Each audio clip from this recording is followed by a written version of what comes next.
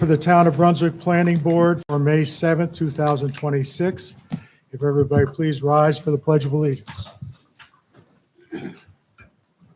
Pledge allegiance to the flag of the United States of America and to the republic for which it stands, one nation, under God, indivisible, with liberty and justice for all.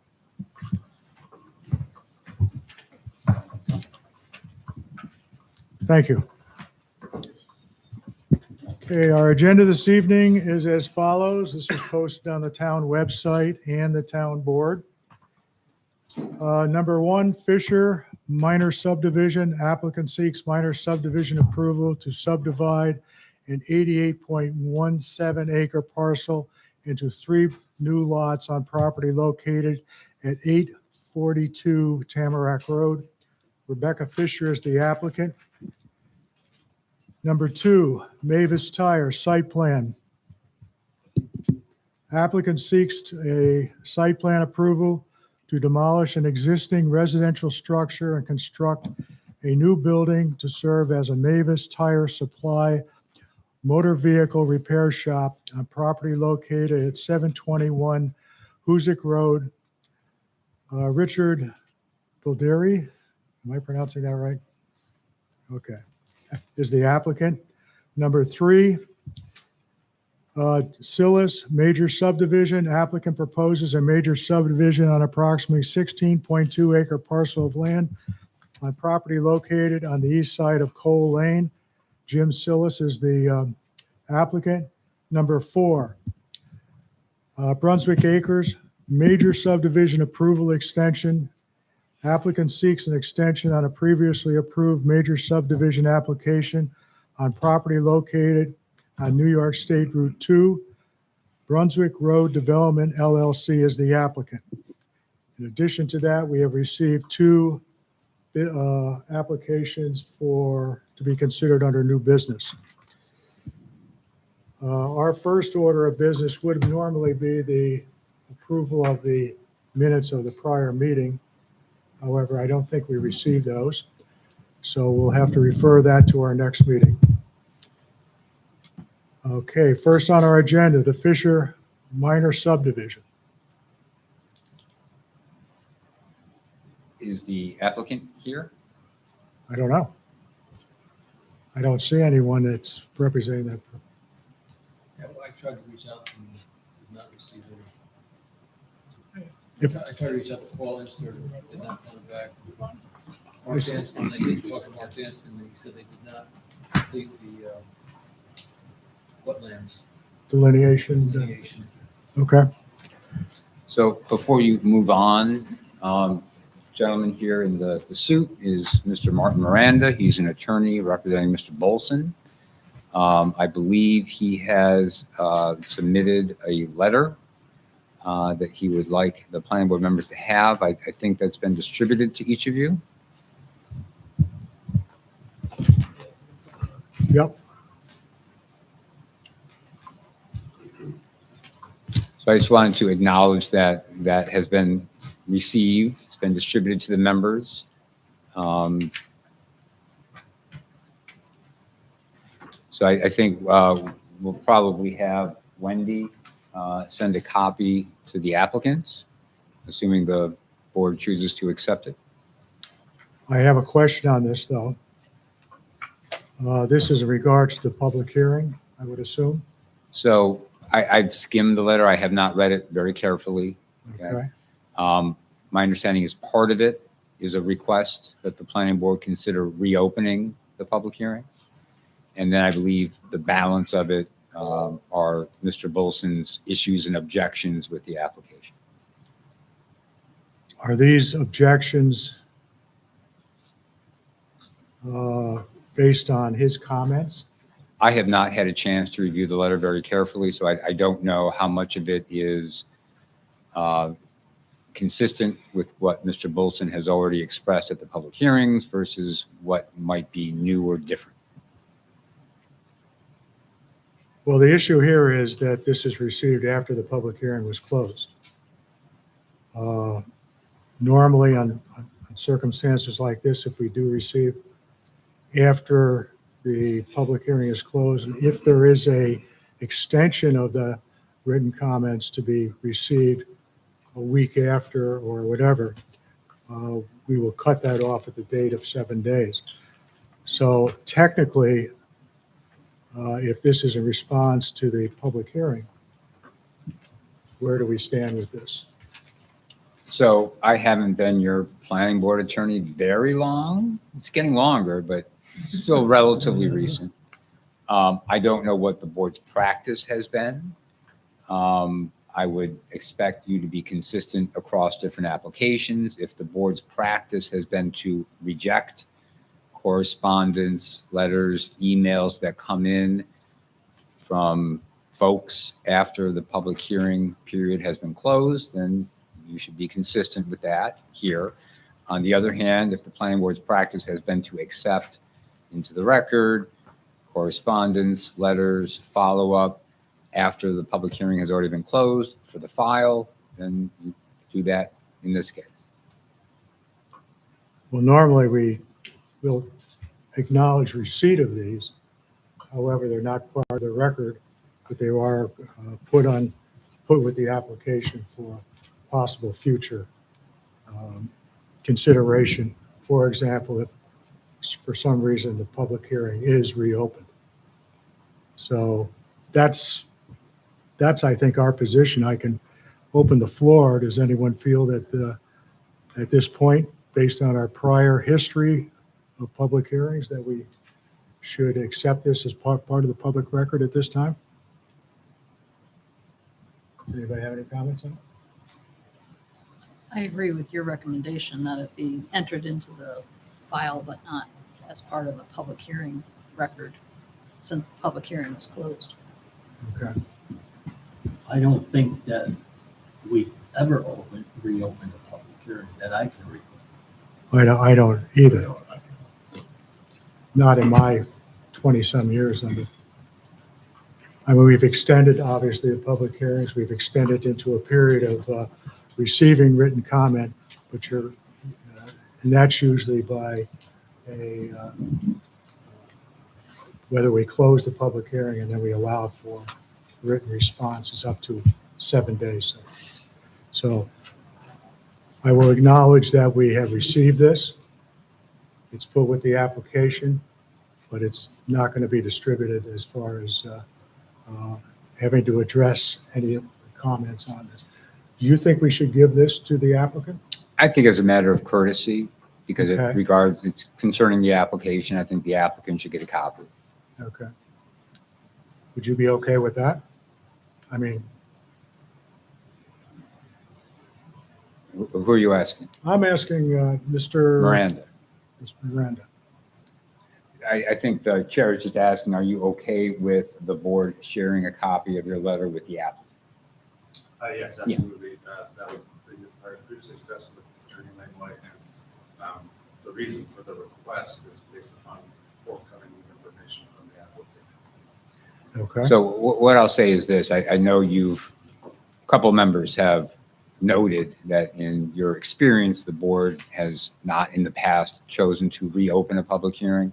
That being said, none of you have had a chance to review the letter yet, right? You just got it. Maybe there is something in there that you're going to read that will persuade you one way or the other. But so I don't know that you need to make any decision on that question now, having not yet read the letter. But at some point, after you've had a chance to review the letter, mull it over, you'll have to decide, are you going to stand as it is with the public hearing closed, or would you opt to reopen? All right. Then I think we're all set then. Thank you.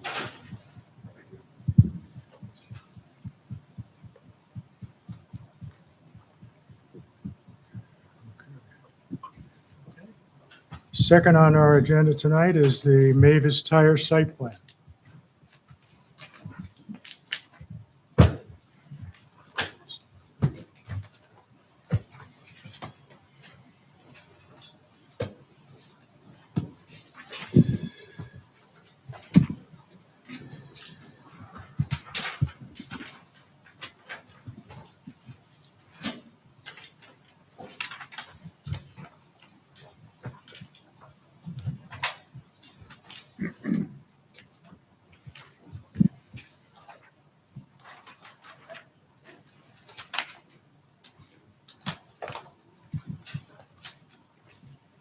Okay, we got a large packet of material, so, and I Yes. know the cover letter says that you started to address some of the comments we made at a previous meeting, so I'll turn the floor over to you, and Okay. You mind if I hand these out? These are additional renderings. sure. This is renderings looking eastbound. Actually westbound, I'm sorry.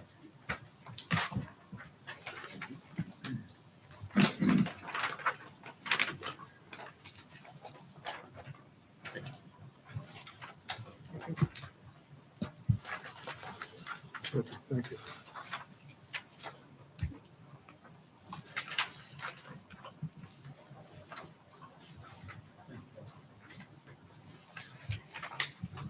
Thank you. For the record, Kevin Hickson with BL Companies, located at 355 Research Parkway, Meriden, Connecticut, on behalf of 721 Hoosick Road for Mavis Tire. Rick Valverde is the applicant. I've provided some additional renderings that I can get to, but just want to also say that I got some aerial imagery that was actually from April, so you can see some of the construction to the east of us, still under construction for the approved food store with fuel cells that also has an entrance that's north of ours under construction. Tonight, we also have Gordon Stansberry from GTS, the traffic engineer that performed a traffic study for this report. So I'll hand over some of that so he can give an overview of the traffic study that was performed for this proposed development. So on April 2nd, the last meeting we attended, the applicant attended, we incorporated some changes and some comments that the planning board had brought up, and we sent those revisions back on April 29th.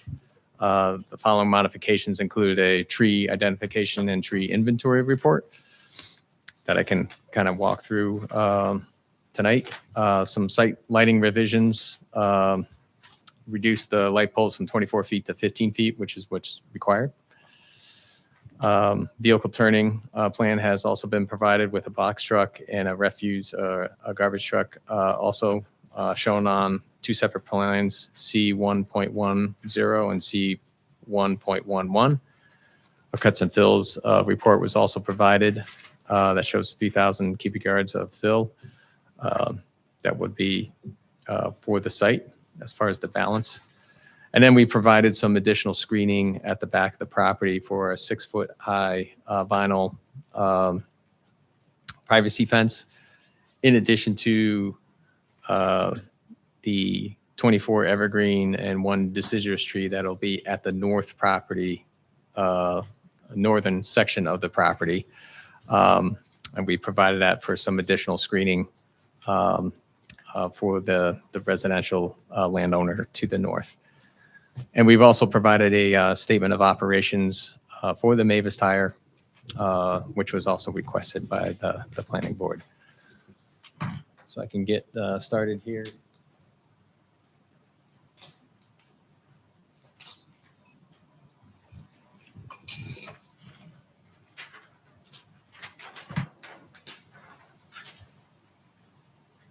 Just to give the planning board a perspective here, this is a superimposed overlay of our proposed development. So it kind of gives you a perspective of the 0.647 acre parcel that we're developing with the 25 parking spaces. This is more of a close-up view. To the north is the proposed signal for the development. Actually, Gordon had worked on the traffic study for this development. And then Mohawk Avenue actually is just to the east of our development, with our driveway located at the southwest corner of Mohawk and Hoosick.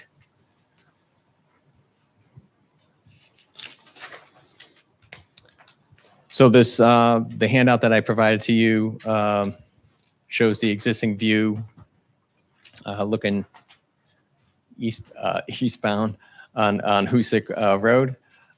This is an existing conditions. This is the abutting property with a to the west of us that has a driveway curb opening. You can see a little bit of an existing retaining wall there, and there's a sidewalk that runs along parallel to Hoosick Avenue. And this is the dentist, the former dentist office that's on the subject property at 721 Hoosick Road. Down the road, you can see the retaining wall that is in the site that is under construction to the east of us across Mohawk Avenue. Quick question. Yeah. There is no other curb cuts except that existing driveway to the west of you, is that correct? Correct. That is correct. So all the way down, back down to, To the signal would be the other, well, no, with the. obviously Mohawk Avenue, right? Mohawk Avenue, yeah. And then further down for this development with the proposed signal that is operating. So this is the superimposed view. We have the retaining wall that's 6 foot high, and then we have the 4 foot high fencing that has the slats in it for privacy and also headlight glare. And as you can see here, we can, from a visibility standpoint, you can see the store, the signs, and also there's the 31 square foot pylon sign that is at the corner of the site. Any questions on the rendering that was done? The Mavis Tire building is 22 feet 4 inches tall to the top of the parapet. The proposed block that you're going to use for your retaining wall, is that similar to the one that's existing there now? On Yes, it'll be the smaller modular block Okay, CMU wall. The wall that was done at the adjacent development was using the larger Yeah, block yeah. systems. well, there is some debate right now about in the quick check wall of whether we want that to be painted. Originally, it was not specified to be white. It was supposed to be some type of neutral color, similar to the smaller, I would say the smaller brick Mhm. that you have there. So, We can, I mean, the applicant is amenable to colors in terms of, but you would have block that's that color. You're not going to paint it. no, it'll actually be, the pigment would be built into the I get a wall. little concerned about painting walls now because, Right. After a while, you're going to have to repaint them again because they wear or whatever. I'd much rather have a natural color. Yeah. Okay. Yeah, that's right. I do know on these types of walls, the Stone Strong, larger block walls, they do like a staining on it Yeah. to make it look like stone. I have seen it on, sometimes you'll see it on bridge abutments for bridges and stuff, Correct. Okay. versus just like paint where, it would peel. But just my 2 cents on that. This was actually provided, this view looking westbound on Hoosick Avenue across the street. This view was provided as the existing conditions that was taken last month. And you can see the abutting residential house to the north of our property. You can also see the dentist office here. And then we taken that and superimposed the Mavis Tire here. It does show the widening from the 20-foot width of Mohawk Avenue. We're now widening that with our proposed development to 24 feet based on a pre-application meeting we had with the town last year to increase that width along there.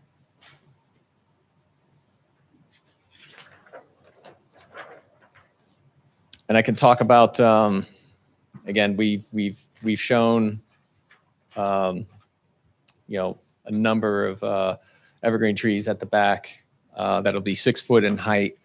The fence will be immediate screening for the development, and that's at the back of the property. And then we would be adding in the additional evergreen trees.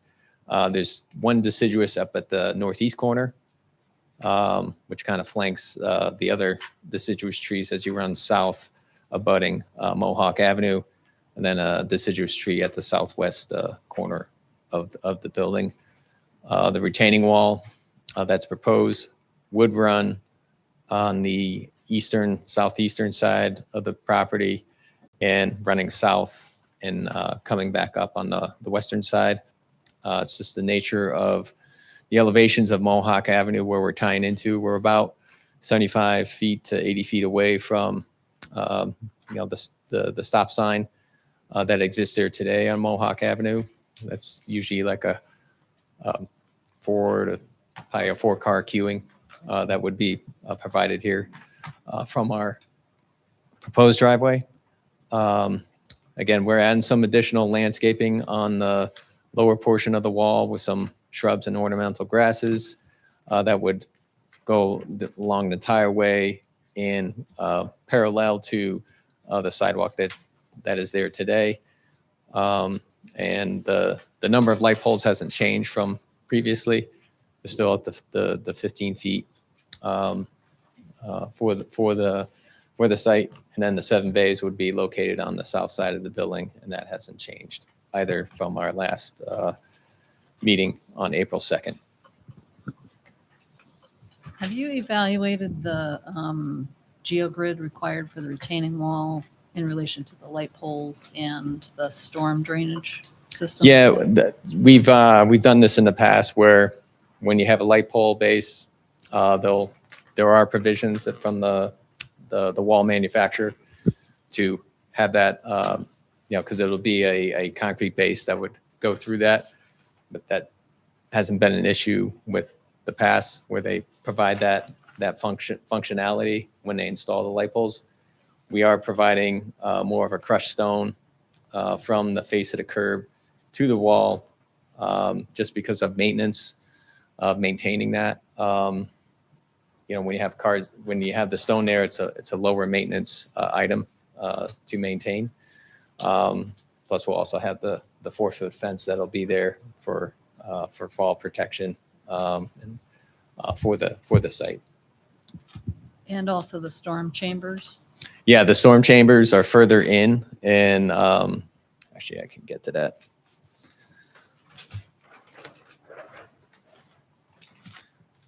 So the storm chambers are about another, 15 feet away. We don't suspect that that's going to be an issue, but we'll run the check on that just to make sure. But we have, again, with any type of underground utility piping, we would work around the geogrid for the wall. And again, the wall's at maximum is 6 foot high. So it's not like we're going at a more than 10 foot or 15 foot high wall. The storm drainage, as we talked about, we have some disconnects from the roof at the north of the building, at the back of the building, to provide some water quality treatment and disconnected. That's why there's a separate line that comes in and all the rest of the parking lot with the 3 catch basins shown here. We'll actually go to a hydrodynamic separator to treat the stormwater before going into the underground. The underground detention system will be a lined system. There will be some, we do understand that I think it was boring B7 did have some groundwater 3 to 4 feet below existing grade. We are picking the site up, but we are lining that system at this point in time. I have a quick question, Sure. backtracking a little bit. You have your wall going along there and you show, these small bushes or shrubs Along the base. front, Um, go back to here. This sidewalk along here is maintained by the town. And is that correct, Kevin? Yes. And my concern is, where is the snow removal going to go? Is there enough space to handle the snow without pushing it up against the wall and virtually destroying any of that landscaping? The space that you have there now, like including the, from the, I think I show a 15 foot to the, actually from, you see the monuments or the pylon sign right here? Yeah. It's 15 feet from this point to the, I guess it'd be the back or front of walk at that point. So I just thought I'd bring that up. Yeah. There's I a mean, I think space that the between the landscaping property is fine. line, right, between the property line and the back of sidewalk, there's another verge of grass, is that correct? what was that? What was the question? Between the property line and the back of the existing sidewalk, there's a verge of grass. Correct. Yep. Like it's shown here. Yeah, you can see it in the simulation. Yeah. Yep, I see. Okay. Do you want me to go through the, we can go through the, again, in terms of statement of operations. Yeah, I had some concerns when I reviewed the EAF, their Yep. hours of operation. Yeah,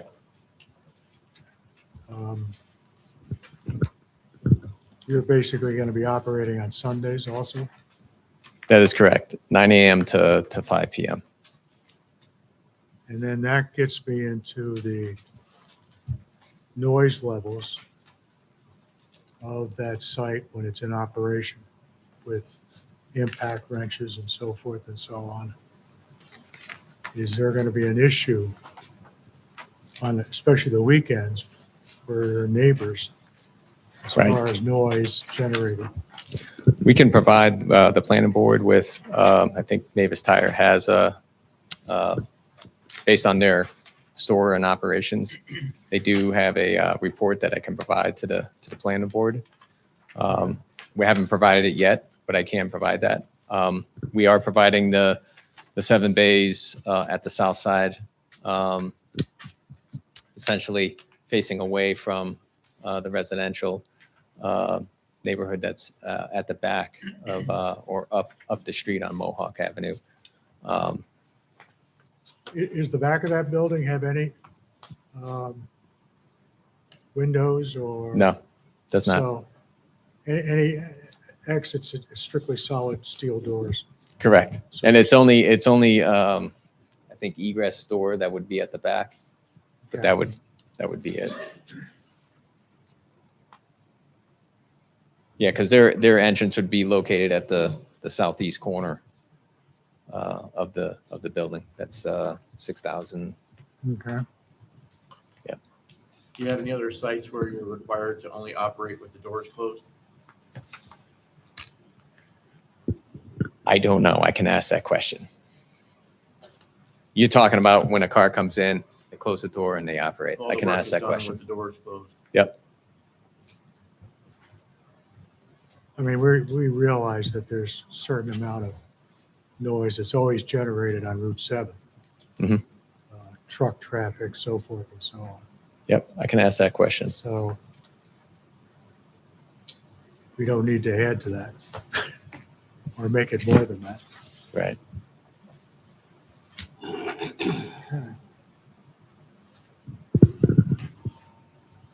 Anything else about the operations in terms of in terms of what you had all received or? Just the lighting. Yep. Just the lighting that I brought up in previous meetings. You Yes. said you were going to check with the client. Yep. Oh, the lighting about shutting off the lights. Yeah, 1 hour after Yeah, the close of they were operation. amenable to doing that, shutting the lights off. Great, thank you. I just have one other thing. Wayne, do we have any concerns about the pitch of the property behind this building with water runoff and things like that? They've incorporated all that into their SWIP and their stormwater design. They've actually gone beyond the property to do the stormwater. So we're good with that? They've accounted for that. Okay. It's like 1.67 acres of drainage area that comes down, through our site. So there's the additional area up the slope that we've accounted for in our drainage didn't know calculations. If we had a severe thunderstorm, if water would run off that hill and then somehow end up on Mohawk Avenue coming down onto Hoosick Road. No, we've kept everything contained. We're not grading out to Mohawk Avenue. Overland flow that comes from the abutting uphill area will come through the site overland. It would be actually coming into, in terms of the drainage area, would be intercepted. There is an area here that would intercept that and bring that around. In addition to the roof drains would actually be piped directly. Okay. So we wouldn't be going overland with Okay, the building fine. footprint. Thank you. And one final question with the operations, the hours of operations on holidays. There's no, operations on that, but what are your standard holidays for Mavis? Are I they will have to ask that national question. holidays, state holidays, combination of both? What are they? I'll have to ask Mavis Tire what their, Because I remember an application not too recently, we actually had to specify what the holidays were that we were talking about. Yep. So we can do that, it's a condition, so. I'll follow up with the planning board on that. Okay.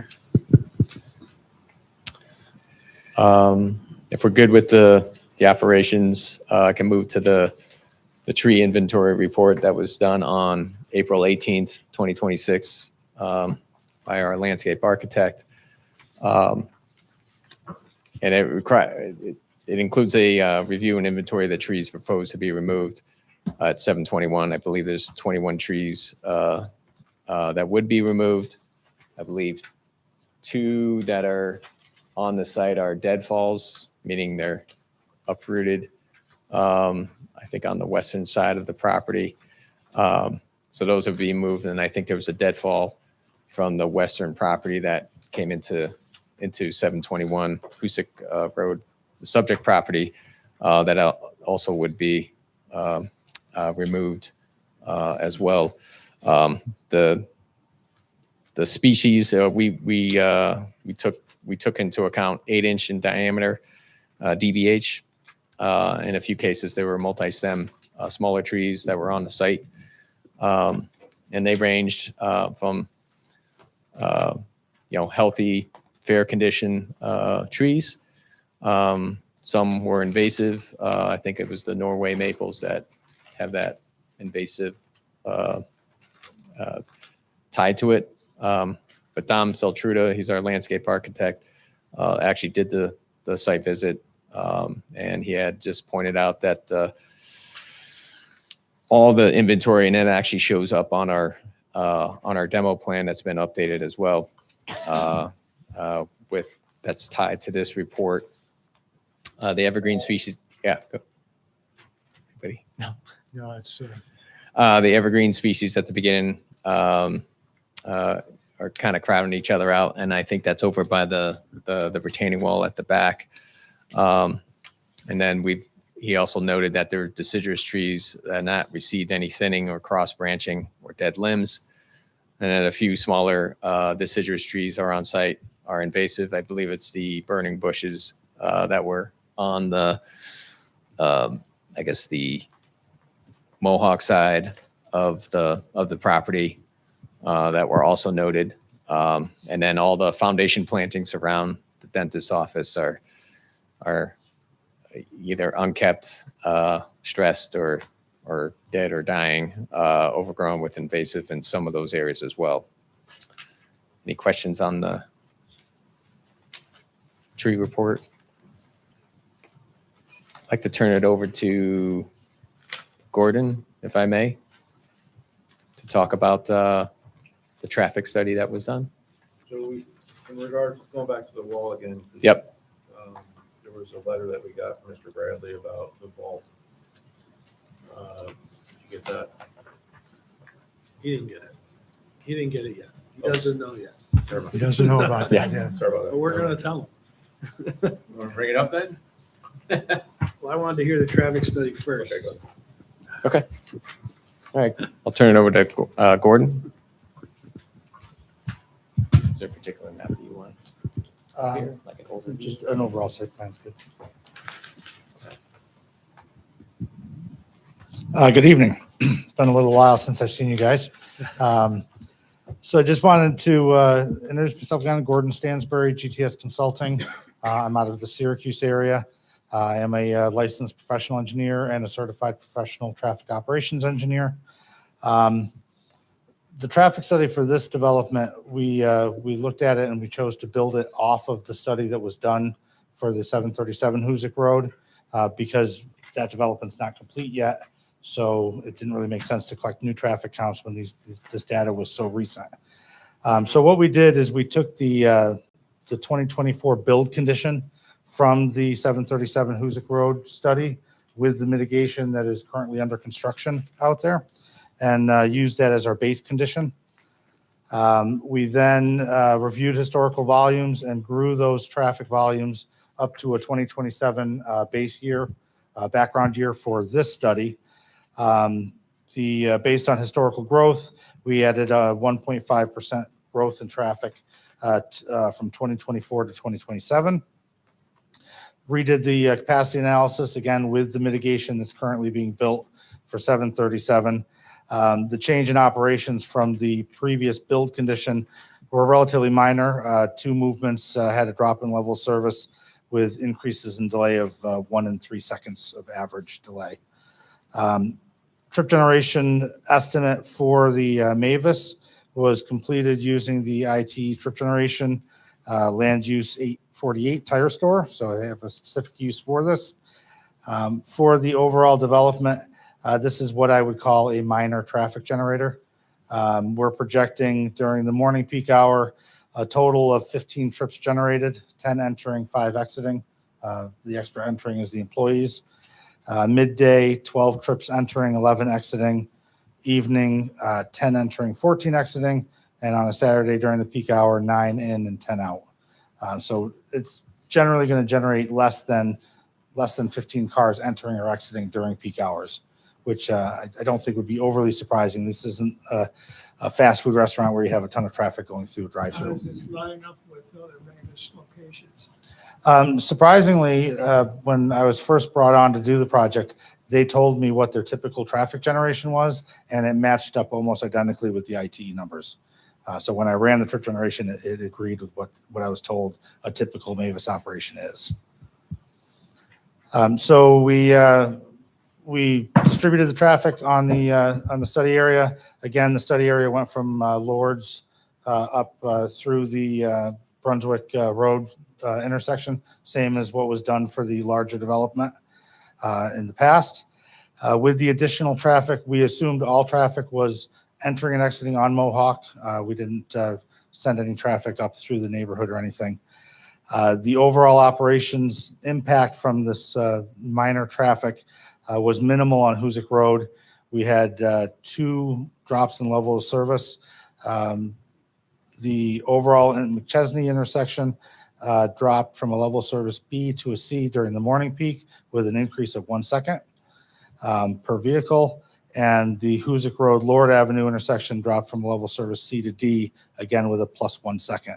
So it's just the intersections are right on the threshold. So it's anywhere between a half a second to a second increase in delay.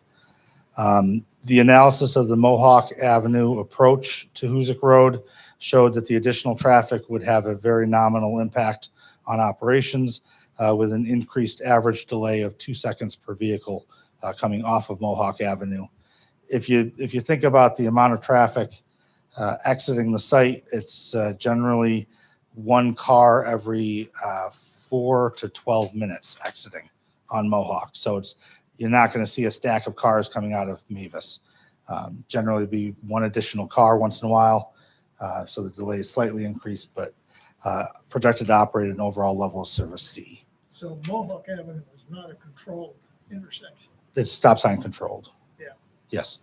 So you think there's access out of Hoosick Road from Mohawk Avenue how often? A car coming out of the site? Yeah. Every 4 to 12 minutes. So one car every 3 cycles of the adjacent signals. So it's rare. It's not a consistent flow of traffic. The majority of traffic coming off of Mohawk Avenue turns right. I believe it's about a 3-to-1 ratio. The bulk of traffic turns right versus turning left because obviously the right turn movement is much easier to do. Is there any consideration of putting a sign of right turn only instead of having everybody go up Mohawk and down Roosevelt? Again, our study 'Cause I can assumed. see a lot of people going around to the light. Yeah, again, our study assumed that nobody does that, so we wanted to see the worst case impact at the stop sign. To put in a no left turn sign, I don't think that would be an issue if you want to send people right toward Hoosick There Road. was a discussion about having a directional curb to make them kind of direct them to turn right, I believe is what. Yeah, at this time, I think we're adding just signage right now because to try to put in a island in between, we're going to be pushing further north to accommodate a turn like that. Where, if somebody is leaving Mavis Tire and wants to go to the shopping center, Well, that was a point I was going to make to say, yes, we don't want traffic to go up Mohawk, right? even though Ms. Purcell made that comment and the zoning board once that she made her customers go out that way, but to go out to the controlled intersection through Quick Check would be better. I see it all the time with Cumberland Farms. Right. And they go right through the Planet Fitness and come out by the lake. All you have to do is get one person that wants to take a left. That's going to block the 3 or 4 cars that want to take a right, and they're going to keep on stacking up. So, I don't know how we mitigate that, but I think we need to have a deep discussion about it. Try to figure out how we fix it somehow. Yeah, I mean, we can take another look at that. I feel like restricting movements and forcing people to go out to Hoosick versus going through the development to access the light should be the shortest distance for. Could you show Motors. that aerial? Taxes. I think we're trying to avoid that. Signal, they're going to go to the quick check signal. Just because that's going to be much closer. That's what I was talking about, yeah, and if we direct them, like we originally were talking about a director curve that would make them go to the right, they wouldn't be able to go to Quick Check, Right. which might be, for more people, an optimal solution to get into the Quick Check's property and walk by the signal, Right. if they're gonna take a left. Yep. To go east. Could you flip to that aerial? I'm sorry, that you had Sure. Quick Check and your, And again, I would note that if people chose that route to cut through Quick Check, it's not going to impact operations at the signal with it being one additional car every 3 or 4 cycles of the signal. I thought there was a directional curbing out of Quick Check. there is. There is. Will that allow So their them to driveway's go here? Yeah. from Mavis Yeah, their through driveway's right Quick here. Check over? Down in this area. Well, so the I think only going out of Quick Yeah, only Check, going out, not going in. the Quick Check exit is being guided to the south to avoid people cutting up through the neighborhood. But if we're to the south of that driveway, it wouldn't impact our ability to and use it's that driveway. further up. Quick Checks is further up. Yep, they're right So here. even if there was a little bit Go of out a onto curve, Mohawk and make a right turn into Quick Check. yeah, I think even if there was a little bit of directional There's nothing to restrict. curbing to go in, I think the entrances are so far apart from each other, I think they would have room to come up and get around that curve to come into. Yeah, I don't think it'd be any issue for them to enter into that development. Yeah, I think we measured it was like 60 or 70 feet further. up Mohawk. So, and if you look at the proximity of the Roosevelt signal, it wouldn't make any sense for people to go to that signal versus especially if they want to turn left. Why would they go? People are, Well, yeah, let's. As a traffic engineer, I don't pretend to understand all drivers because they do some crazy They things. might want to avoid the traffic at Quick Check. That's why they might go around to Roosevelt. There's also the issue of going to the west to go to the east. People tend to try to avoid that. They don't like to go out of their way, i.e. people will wait 40 minutes in a Starbucks drive-through, which still blows my mind, but people are very finicky about about going out of their way. So I would be willing to bet that people will use the Quick Check signal versus Roosevelt. Sign where they turn into Quick Check saying 7 East. Or What's that? you might put a sign where they pull in the Quick Check saying No right 7 turn. East or 7, I don't know what, northeast, whatever. 7 East and an arrow pointed towards into Quick Check over to the light. It's a guy. Now, is Quick Check also going to want all this additional traffic off? Well, again, you have to remember the volume of traffic we're talking about. We're looking at the gas station or the other development there. They're generating a typical gas station, if I guess off the top of my head, somewhere in the neighborhood of 100 cars an hour entering and exiting. We're going to be adding 1 car every 4 minutes. You wouldn't even notice the additional traffic. This is not a fast food restaurant that's generating 80 cars or 100 cars an hour. We're talking about 5 to 10 cars entering and exiting per hour. Chris, I have a question for you. Is it in the town's purview if they wanted to add signs, like right about where Quick Check is, to say local traffic only or no through traffic, or can it be added somewhere at that location? I'd have to look at that. Okay. In terms of the authority to put signage out. I would tend to think so if it's on Mohawk. If it's a local road, it would Right. be town purview. Right.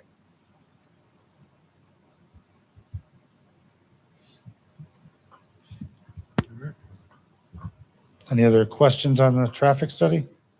So are you going to discuss the Bradley email? Yeah, if we're done with traffic. I have one more question about traffic. Okay. As a traffic engineer, do you see any benefit with having the undeveloped property to the west access Mavis Tire in the future? Yes. I mean, given the overall space that you have, having this development would be able to access to a signal. I don't see a real huge benefit.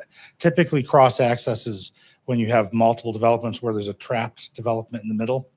But if you have access out to a road on either side, it's not as necessary. Thank you.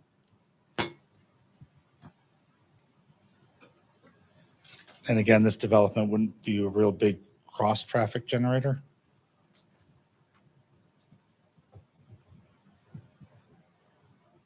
So I assume the Bradley email is not traffic Not related. about traffic, no. If there's no more questions, I will turn it back over. Okay. Thank you. Thank you. Bradley, Well, we got an email from Bill Bradley, who's in charge of the. Thank you. So I'm going to turn the floor over to Wayne. Yeah, Bill's the superintendent of water for the town. Okay. And he reviewed these plans, mostly in regard to how it affects his infrastructure. Mhm. That water pit in front of the building Yep. has to stay, Okay. essentially. That's a regulator pit. In the event that he has to change flows, push water somewhere else, he needs to keep that. That is an operating regulator, and it's an integral part of his water system. So that has to stay. So, Okay. yep. All right. And that's it in a nutshell. Do you Gotcha. have a- There was a question on an easement there Yeah, too. do you have a bigger overlay of where that affects your wall? Because Uh, you have a couple, the original, I think, packet we got was a little small, but kind of references the pit, and then it said to be removed. But it's hard to tell in relation to your wall where that would be on the one drawing where it said scheduled for removal. So I'm just wondering if that's gonna change the design of the wall a little bit and what it would look like.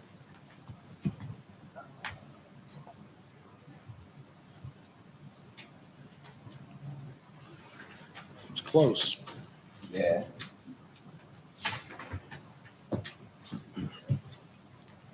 It's about a couple feet away from the back of the wall that I can see here.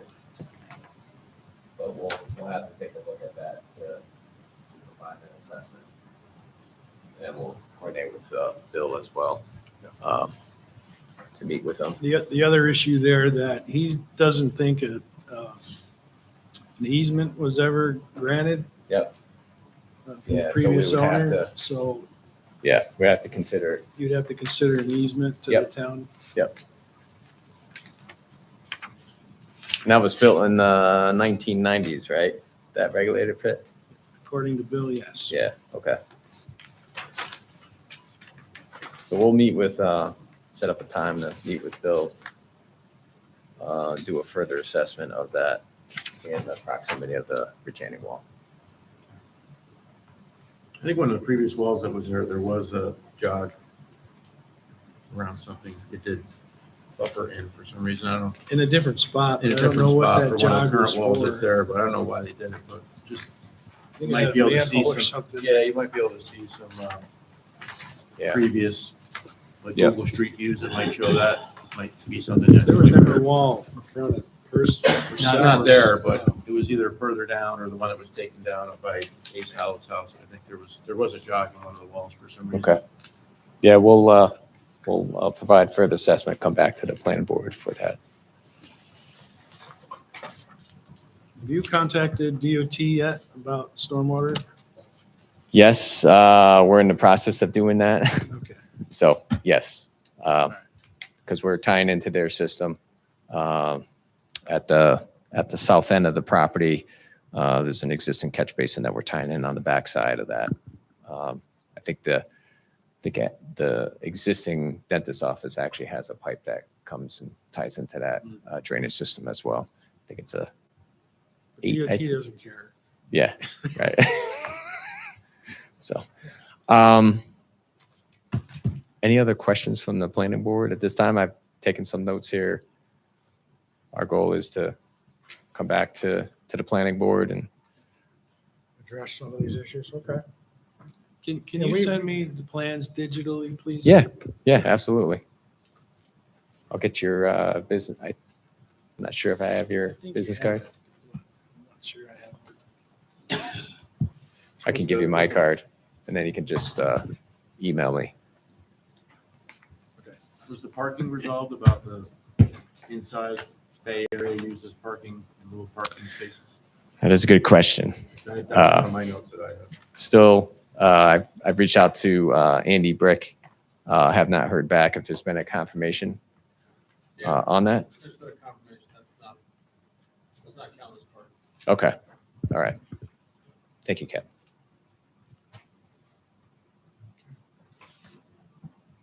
Any other questions from the board? Wayne, do you have any questions? Projecting, a timeline on this, what things do you have to review at this point before we deem this application complete enough? The difference in the plans now were not significant. It was mostly landscaping and lighting. But this,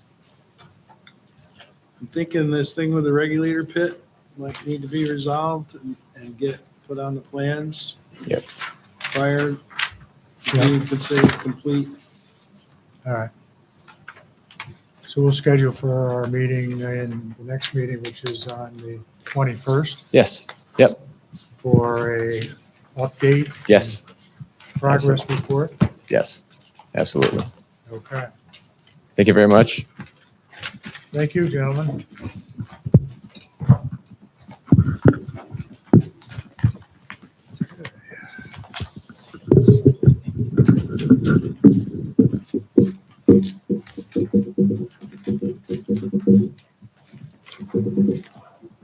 The next on our agenda is the Silas major subdivision. They are not here. They haven't been Okay. Do they want to be tentatively put on our next? Okay. So it's adjourned without date at this point.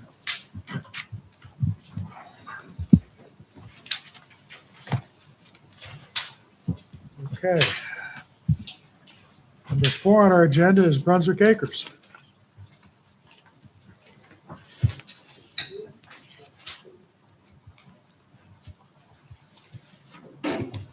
Okay. We received a very large pamphlet of documents, I think it was 80 or some pages, that Andy Brick outlined the progress of where we were. And the question came up, obviously, is the 90 days extension had expired, the last one. And there was two questions, whether we could backdate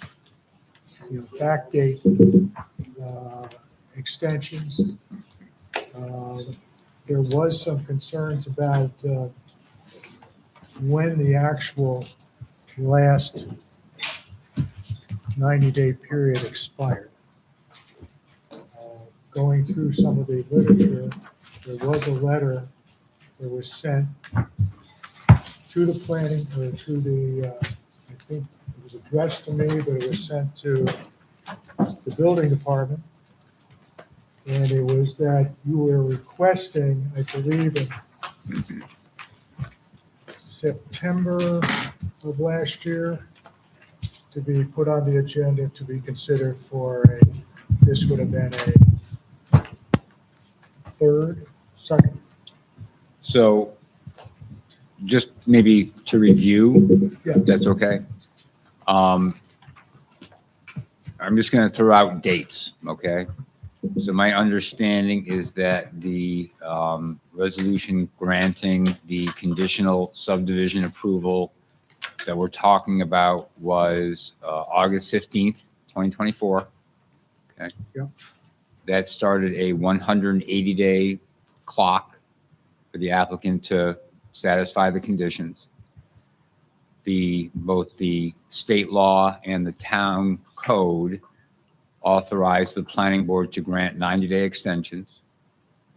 On February 6th, 2025, as we were getting close to the end of that initial 180-day extension, the planning board granted a 90-day extension that went through May 20th, 2025.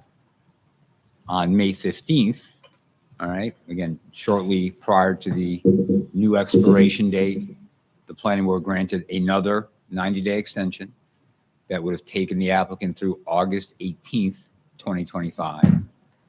And that's the last extension that this board acted to grant. What you're referring to in the material we received from Andy Brick is what appears to be an August 15th, 2025 letter.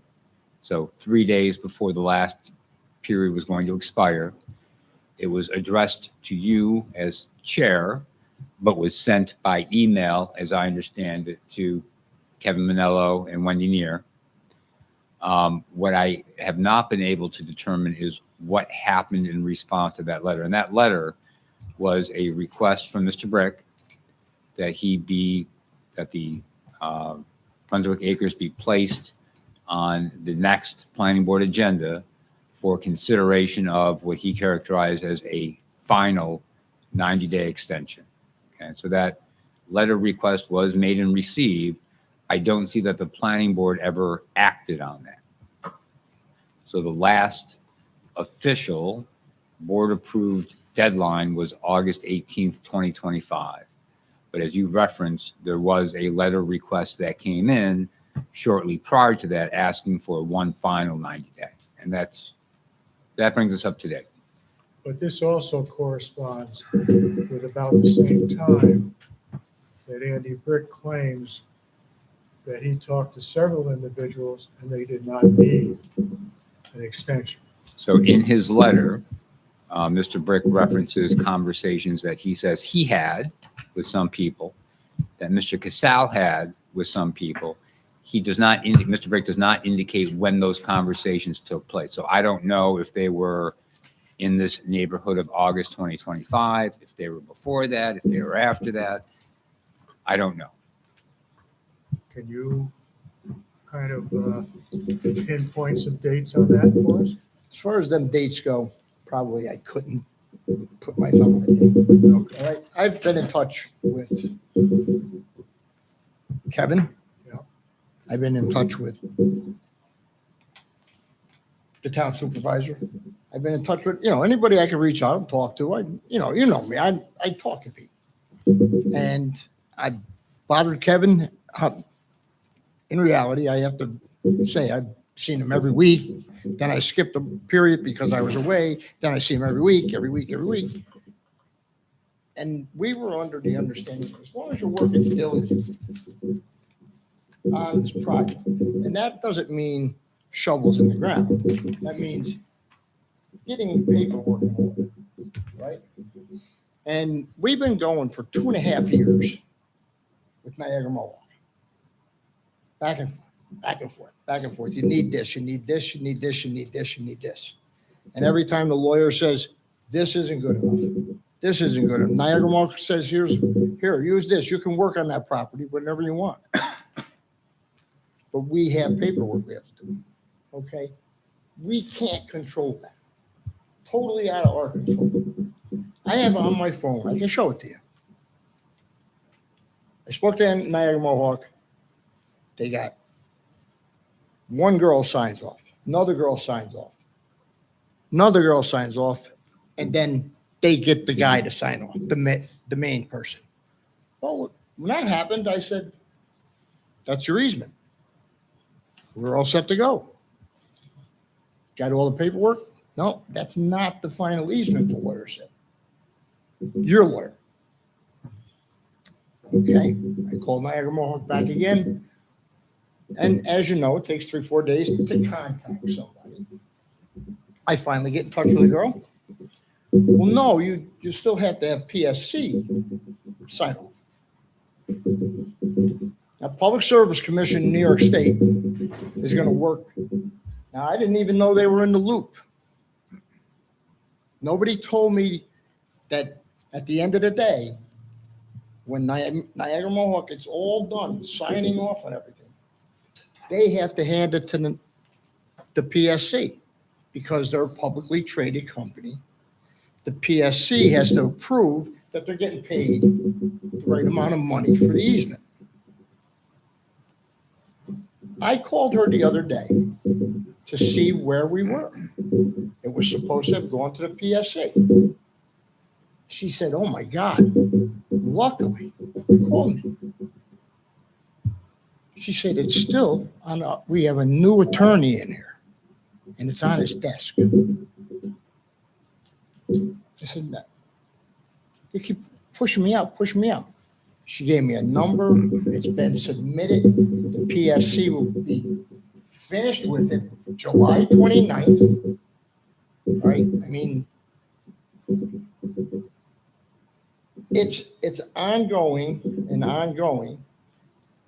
And I have friends at the PSC. So I call them to see if this thing could be pushed ahead of this 90-day. Wait. It's mandatory. It has to sit there for 90 days. Nobody can do anything about it. It's not like you would go to the head of the PSC and move it along. They can't do anything. So finally, the girl from Niagara Mohawk, after she spoke to the PSC, right, Rachel up in National Grid, she turns around, she sends me this. Right? The 90-day period is up on July 29th, according to our records. You see the number? Now it's in. It's done. Okay. Okay? Now it's done. Once they issue that number, the floor show's over.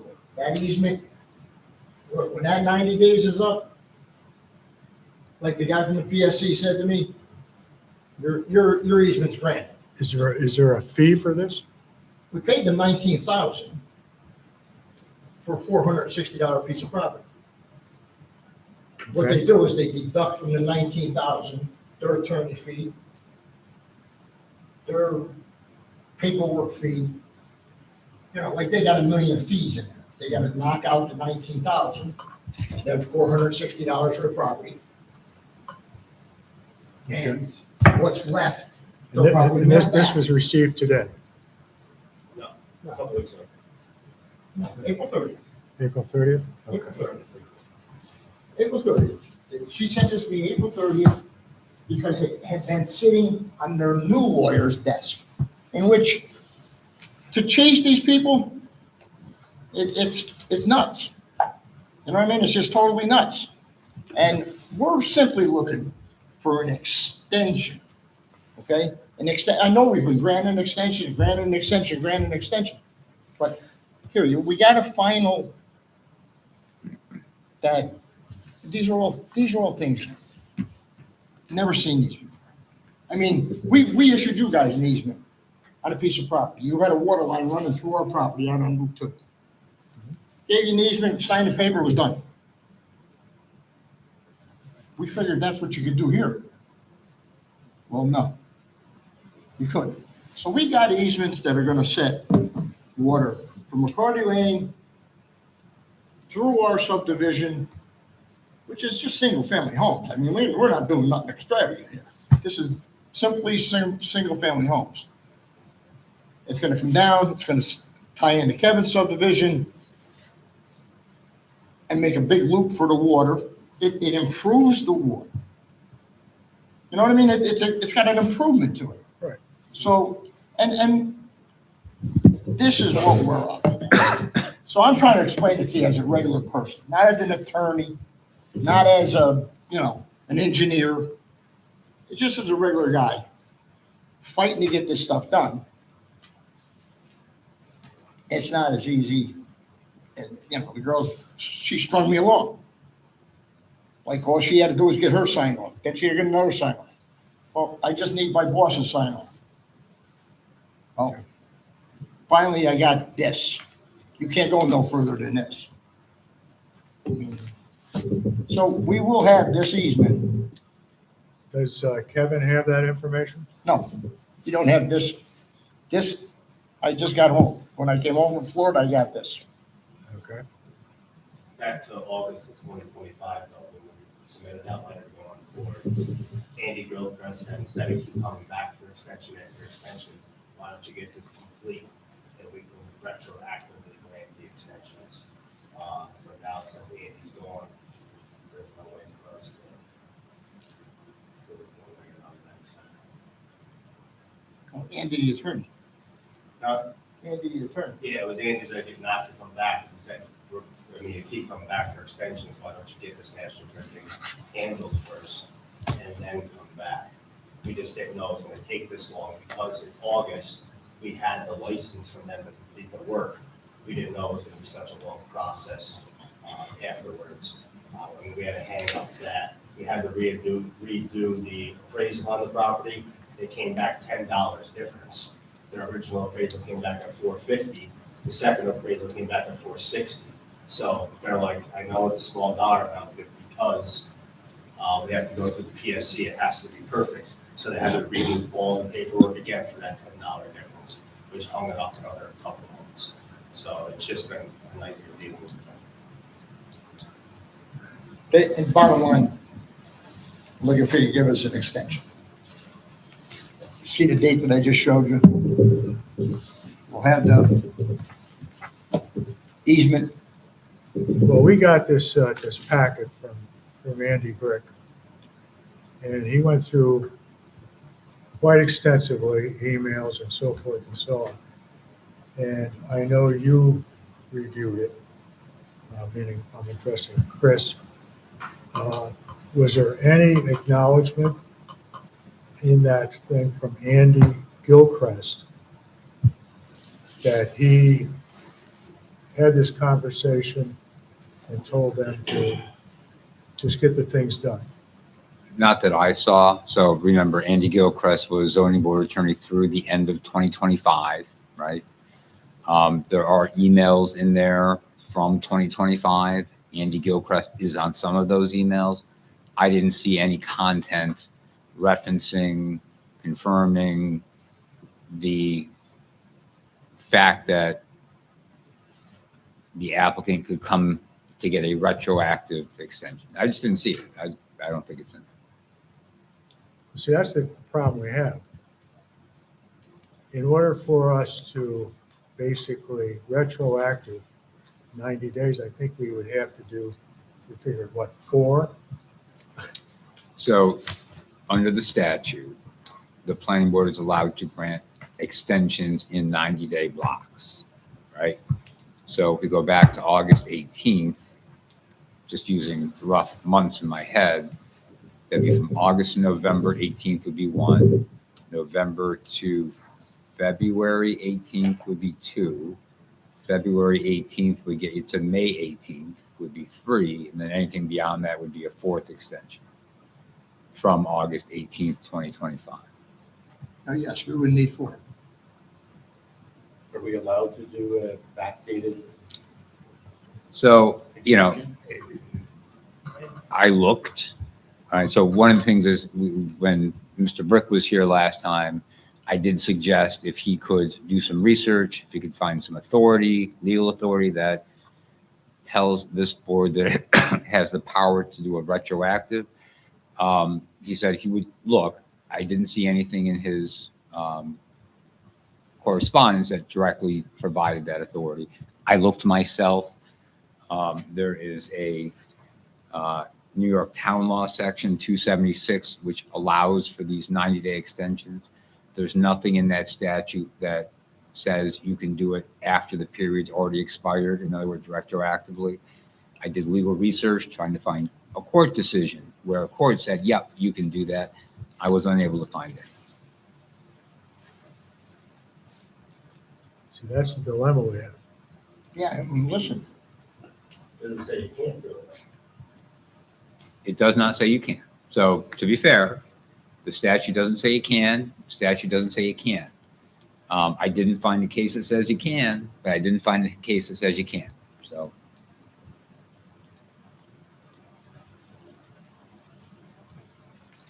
I'm going to open up the floor here. We have a dilemma here.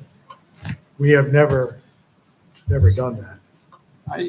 And, you know, it's 25 years I've been on this board.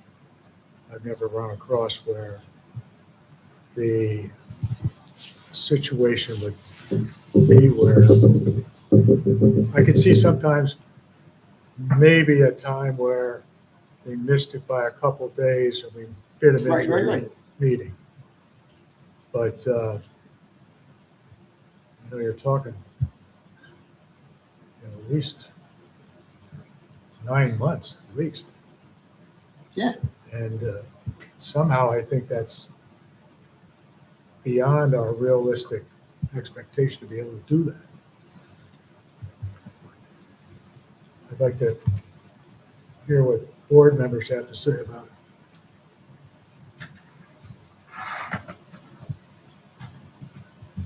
it. Before we get into that discussion, let me ask you one thing. Is there any other conditions of the condition approval that you have not satisfied? I can't see a thing Just the bond. Just the on the bond, bond. You can't have a bond until you have a job. okay? So you gotta have a job. Kevin, can you, Well, I did dust this off a little bit again today. I don't know what we're gonna call And they're right, they did not do the bond for the infrastructure. They were submitted something. So there's two approvals that have conditions. One was the PDD with the town board. The other one was the subdivision approval with this board. You guys approved that twice. Under the town PDD, there's two outstanding, I think, we can chat with Mr. Cassell. Two outstanding requirements, like the number 11 on the town PDD, required financial security for providing all public infrastructure, a bond security agreement of public for the stormwater infrastructure subdivision road. That's the one we've asked for. You kept telling me that I got to define what infrastructure is. That's the one. Right. We're talking about the same thing. That's number 11. Number 23 is in compliance with the Brunswick zoning law 160-101. Applicant must establish an inspection fee escrow account in the amount determined by the town board. The applicant must submit the estimated projected infrastructure cost, including water, public roads. That is for the inspection portion of building the infrastructure. We've not gotten that from you yet. So you've got the infrastructure cost in case you go out of business, we can finish the infrastructure. This number 23 is to cover the inspection cost for us to witness the building of the infrastructure. I don't think that was provided yet, was it? We didn't get a bill for it yet. You didn't get a bill for it yet. Yeah, so you have to tell us how much you want in escrow. Yeah, that's, So you tell us that. it We don't says tell you here, it that. says here, the applicant must submit an estimated cost for the project infrastructure, including water, sewer. That's not the town. Yeah, The way I read it, that We're says not talking applicant. about the town, we're talking about the inspection. Yeah, I've given the town an estimate. I gave it to Roberta, the notice of it, and I gave them a time frame so they can come up with the escrow amount. I haven't received anything that's before. I don't think we have that in the file that I'm aware of. But either way, I can send something new over. Okay. I also, I'm pretty sure I gave a budget before the water lines too. After that. And then the other two are the, under the subdivision approval, which is number 2, in compliance with zoning law 160-101, the applicant must submit an estimated projected cost for grading together with an estimated schedule for all grading activities. So this escrow is for us to establish the cost for inspection for the grading part of your project. Yes. I don't believe that's done either. I gave that to the bridge like 3 years ago when we got the conditional approval, and they were gonna give us the approval to grade the site before final, because the Department of Health was having issue with the septic systems, with the approval of that. So when we got our first conditional approval, part of that was I gave the bridge, an estimate to grade the entire site. All right, then I'll have to get a hold of Ron for that, 'cause we do not have that in our file. Yeah, I can, tomorrow I can go back on my emails, I can forward you stuff. And then, of course, the last one is the easement for the National Grid. So those 4, The last time we spoke, the only thing that was stopping us was the easement. That was the last time we spoke, was the easement. The bond comes into place when we can get something on a town letterhead saying the easement, we're gonna bond the work in the road area. All right, because you're not gonna get bonding companies, not gonna bond the house that's being built. I don't think anybody's You know what I asking mean? about, I don't think anybody's asking to bond the house. We're asking Yeah, about we're asking for what? infrastructure. Okay, just write that down. Yeah, I'm pretty sure I sent you something over in No. August. If not, like I said, I can go back to my emails and resend it. It was just a letter, a scope, because my bonding company said I gotta have something either on the town letterhead or a signature from somebody from the town saying, this is what we want. Like, I'll simply send you what's in the conditions, Yeah. which you probably should have that. And I that have should that. certainly satisfy, that certainly shows what infrastructure is. Talks about roads, talks about inlets, talks about water structures. I'll send you that. Yeah, but the bonding. I'm not gonna define what infrastructure is. No, That's not my job. It's, yes, but the bonding company just wants something from the town. Well, and I'll give you what's in the conditions. But didn't you just state that that figure is supposed to be determined by the applicant? Well, he claims that they gave it to Ron, so I'll have to check with Ron. If, you know, Yes, I did, I also. I'll check with Ron. I thought Andy gave it to you back in August, because I gave it to him, and he was sending it over you. So I have it written, I could just forward the email. Sure. That was literally in August of 25, so. Do you think there's some confusion here with the requirement, the conditions of the PDD and the conditions of the conditional approval of the, There's 24 conditions. I think there's 24 conditions with the PDD alone. So as I understand it, the PDD came first from the Correct. town board, then this conditional subdivision approval. And I think the first condition of your approval was you have to comply with everything in the PDD. So that kind of incorporates the PDD conditions into your final subdivision approval. okay? So that's how they get roped in. So is it, There's 28 conditions. so it on the may be PDD. fair to assume that LaBerge has some of this information that was submitted, and it wasn't passed back down to the town? It's certainly possible, sure. I mean, I don't think we can assume that. It's No. But possible. when he sends you the emails that are dated, then you're gonna unassume and you're gonna see it's a fact.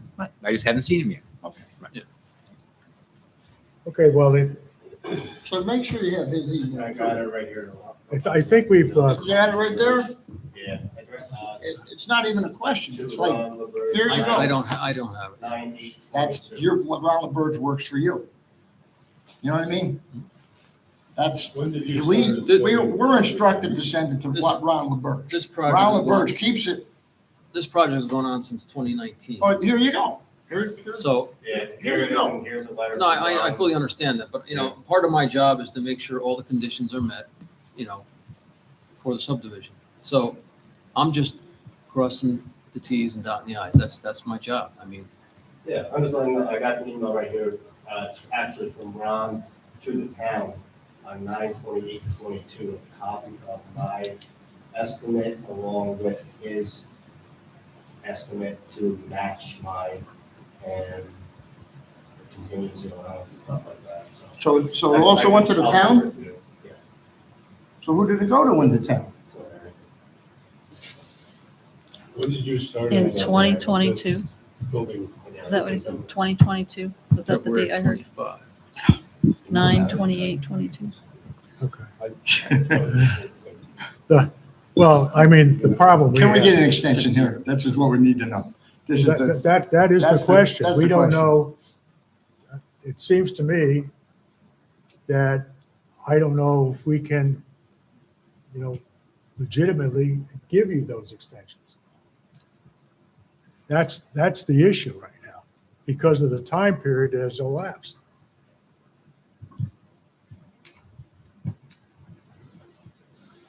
Chris, what's the procedure if we can't? Does the applicant go back to the town board for another PDD and then back to us? No, so the PDD is separate, okay? That has a different standard to it. And I'm paraphrasing here, but in order to keep the PDD in effect, the applicant has to show that they have commenced and are diligently pursuing the project. That, I think, is the language that you may have referenced when you spoke. So my understanding is that, I don't want to overstate it, but as far as the town is concerned, my understanding is the town acknowledges that they have commenced and are diligently pursuing. It's different with the subdivision approval that has a clock attached to it that's subject to extension. If the clock expires without a further extension, then the conditional approval is essentially void. And the applicant, if they chose to pursue the project, would have to recommence the subdivision review again.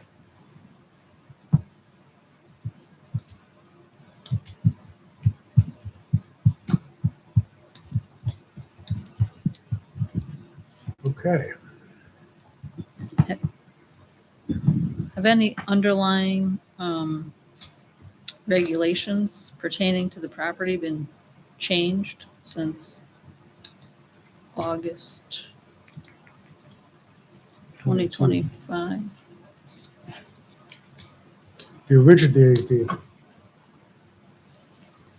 The conditional approval was in August 15th of 24. But they got extensions up to August of 2025. Yes. That's correct. So between August 2025 and present day, have regulations on the land changed. Has anything changed in the application? Pretty much, the approval. I don't know, we can't determine that. Can we?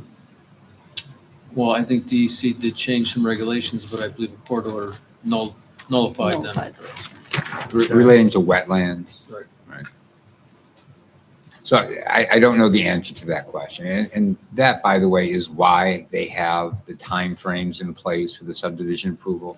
At a certain point, when too much time passes, circumstances may be different, things may change. It's a good idea to have them come either do it or come back and we'll do it again. I don't know that anything has changed materially to this project or this property or the law, but that's why they have the time frame.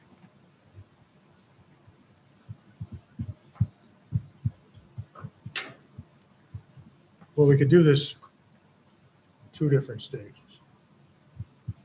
We could poll the board and say, who wants to, is it a extension of maybe up to 4 90-day periods, something that you feel you want to approve? If it goes that the board chooses not to approve the 90 days, then the alternative would be to resubmit the application and just go through the process. And you could submit the same plans. We could review them the same way.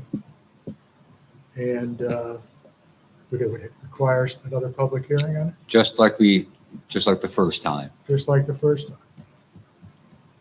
So I think the first step we're going to do is, I'm going to take a poll of the board with all the circumstances involved, with what you've heard about the ability to extend, the inability to retroactive possibly, and everything considering, I would make should I make like a motion? So I don't know.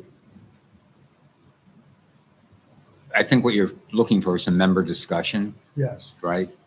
Where are you? What do you think? I don't think you're calling for a vote at this moment. I think you're trying to take the temperature of the board. Okay. And then once you think people have spoken their minds and they've shared their views, if at some point somebody wants to make a motion, either to approve the extension. So, I guess I would calendar it for 90 days from today, right? So it would be retroactive to August 18th through today, plus 90 days to August 7th. Yeah, 2026, right? You got that date right? Yeah, July 29th. Or alternatively, somebody could make a motion to deny the extension. The other consideration is, are you leaving the door open for the applicant to come back for a further extension in August? Or are you communicating that this is the final extension? I think it's important for the applicant to know whether that door is going to be open again or whether this is it, just for their own planning purposes. So that would be another alternative, which is say, well, if we choose to grant this, this is the last one we'll be granting. You know, if you come to us again in August, we're telling you now what the answer is going to be. That would be an option. Or you could leave the door open, because who knows what's going to happen. Maybe there'll be some legitimate reasons why they couldn't get something done, and you'll want to keep that opportunity open if you're so inclined. This is the only thing. Well, I got it. You know what I mean? There's a few other issues we need to get together on, right? About the bond, the estimates, the stuff, I know. The bond will probably be the last thing that gets done because I have to pay for that yearly, so. like, Yeah, I get it. You want to make that last. condition that I Right. put that. But I know you've referenced some communications with Ron LaBerge. We got to Yeah, catch I up on forwarded that. Email to, the captain, so he has it, but that goes back 4 years, so. I mean, that's also- All right, I'm going to start the discussion with Mike. Oh, thanks. I wasn't here for all this. I'm a new member, of course. I would like to see some of the emails that went out. You stated to the supervisor, the town attorney, Andy Gilchrist. I'm not comfortable voting on that tonight without seeing that somehow in writing. What's that?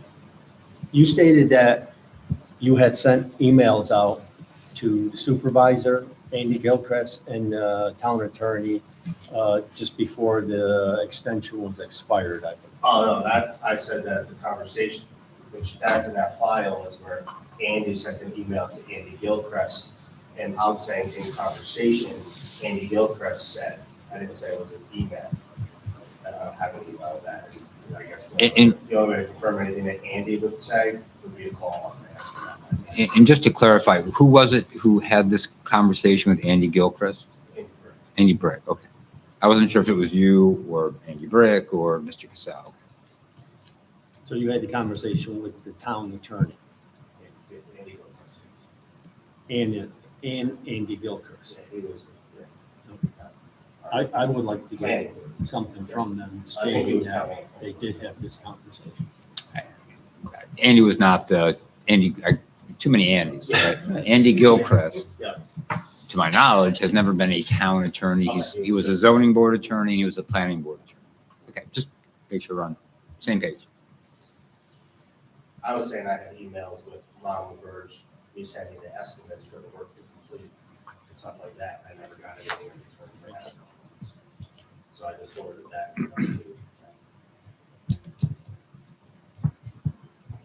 I kind of agree with Mike. I think we're in limbo here anyway. I don't think we're on the clock to do anything, but I think the most important thing I'd like to see is the information that went back and forth between Ron and the town, and they can review that and make sure that all those obligations are met. If we were to do that. So was I just want to clarify too, because I have some notes. So was the extension granted on August 18th, 2025? No, that was the No. end of the last That's when it extension. expired. That's when Okay, it all would right, expire. so that was it first. So it's, I mean, I would just like to see the information from Ron, and because he should have some information about his determinations in there as well.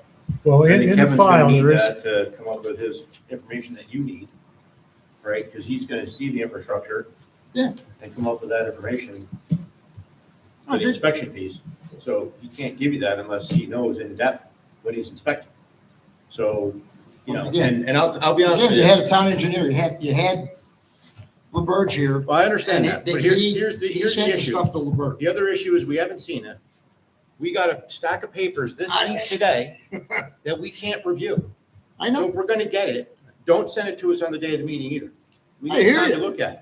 He just sent that there. So, I think, when he said he had a pile of paperwork, this is why I said, let's cut to the chase. right, we This just is want to what know we're that looking that's been communicated back You know and what I forth. If Ron LaBerge can confirm that to us, that's what we're looking to see. We're looking to see all this data you're talking about. That's Just- all. John, just to clarify, Mr. Brick's letter was emailed to the building department on April 30th. You haven't seen it before tonight, right? But it was sent in on the 30th. They didn't just hand it in today. Just point of clarification. It's a ton of stuff, I mean, for a It's week. a lot of stuff. I was going around in a circle trying to read through it. because it seemed to be repetitive. I mean, there's, it's email chains, so you start seeing Yeah. the same From- emails. From what I understand on whatever he gave me, and I understand very little, I just in conversation, was he was just showing how we were communicating with everybody. And when I say we, I don't mean me. I mean, me and Kevin sit down and talk like two human beings. Everybody else wants to play on their computer and send an email and send this thing and send that thing. That ain't my game. I'm a talk guy. But he's just trying to get all this paperwork that he had to you. You know what I mean? He just wants you to see it. And because he wanted to know, when did I talk to him? I said, I talked to him. Well, how? I said, with my mouth. How do you talk? I guess send an email is talking.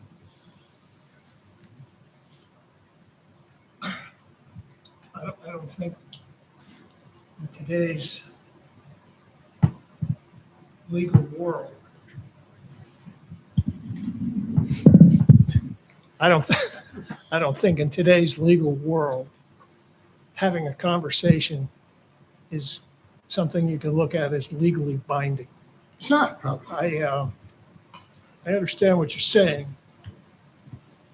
I would like to hear from Andy about Clarify, Andy Gilchrist. Andy Gilchrist.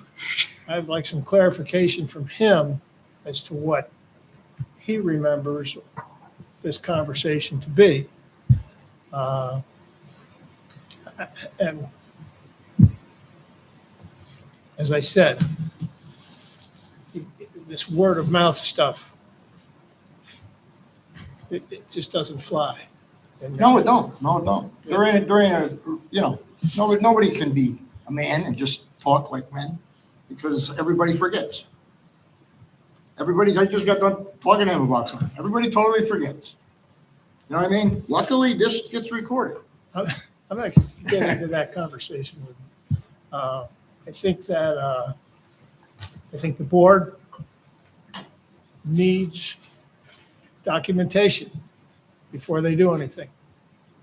And one would be a hard copy of this thing they got from National Grid.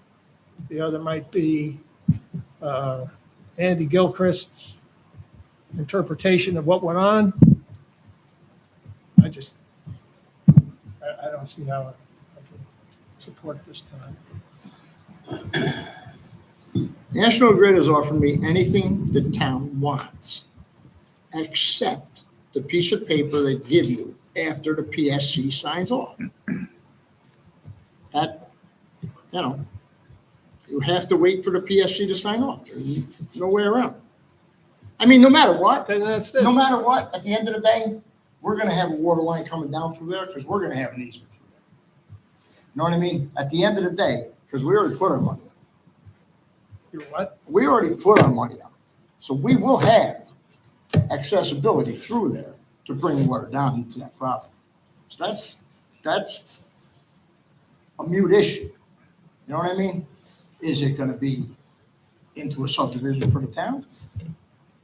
That's a different story. I think the town has everything from grid except for that last email. You should have all the licenses and stuff like that. Give it all out to you. Well, you've Giving it to you you and stated it on gets Ed several Brandon. occasions. Yeah. You stated The only on thing several that you guys don't occasions have that is that last officials of the town told you that, don't worry about it, you can come back and get retroactive extensions. I haven't seen any paperwork where somebody from the town, Andy Gilchrist, Supervisor Harrington, Kevin, I haven't seen any paperwork on that. Yeah, that's ahead of me. I just said that we gave town everything from National Grid except for that last email that you just showed from last week. That's my position. Well, we'll reach out to Andy and see if he can shoot us an email, something clarifying. the conversations That would be good. Which Andy are you referring to? I'm saying I think- Andy Gilchrist. We'll reach out to Andy Gilchrist and see if he can clarify the stuff from back in August. So just, again, my understanding is Andy has not only left his planning board role, but I believe he's no longer practicing. Yeah. So you might have to track him down, that the old email address you had for his firm probably will not work, is my guess. I don't know. but- Yeah, it should be out of contact. Hopefully, it's not. Great.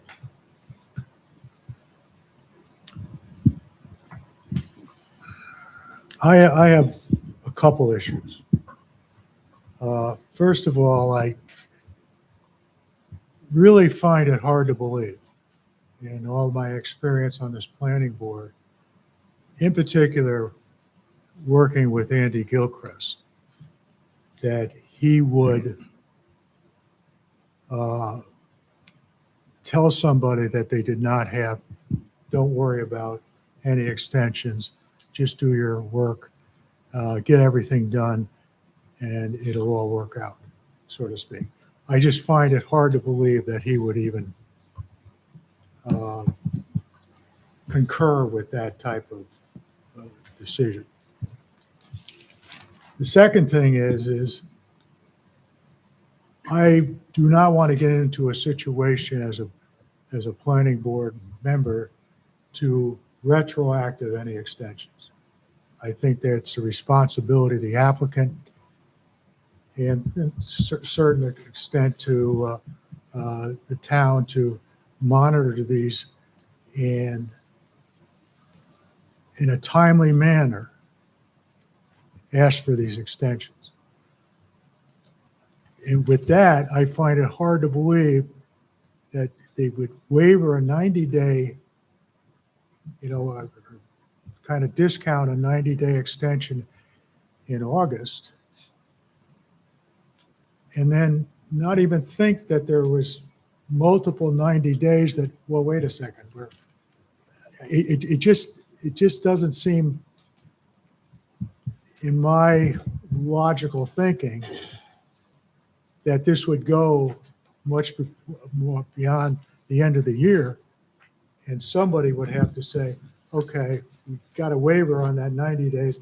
We need another deletion of the 90 days or another reprieve from the 90 days. I just found it hard to believe that Andy Brick would just assume that I don't have to come back anymore or anything. I find that mind-boggling. And of course, he has, he claims that he's gotten an okay to do this from conversations between, Phil Harrington, Andy Gilchrist, and Dave Gruenberg. And Kevin Manello's name was Kevin also Manello, mentioned.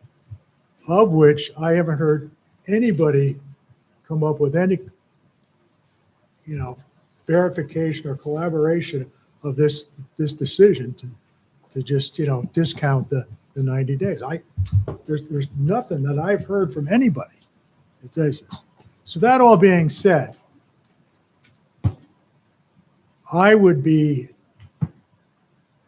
interested in finding out that information that John and Don had concurred with, as far as who said what, and get some type of letters in place to satisfy all the other things with Ron LaBerge and so forth and so on, that he has just received this, or he has said this, or something like that regarding the other conditions that have to be met. I don't think I'm prepared right now to sit there and say yay or nay. So just based on those reasons, I just, there's too much information out there that has to be clarified. But if it came down to, be honest with you, that we have to grant an extension, I don't see how I could do that under the circumstances. Grant an extension. I would suggest that the sent under a new subdivision application, and just we'll go through it real quick and have the record straight. That's my opinion.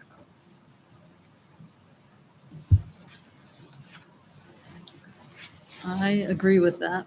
I have in my notes from back in 5/15/25 that we granted an extension to Brunswick Acres for an additional 90 days, but I have in my notes that the 180 days, the PDD will end on August 23rd. So that's not our document, so I would want to look and check, but Yeah. my understanding is that the town code relating to PDDs has that shall commence and diligently pursue within 180 days, Okay.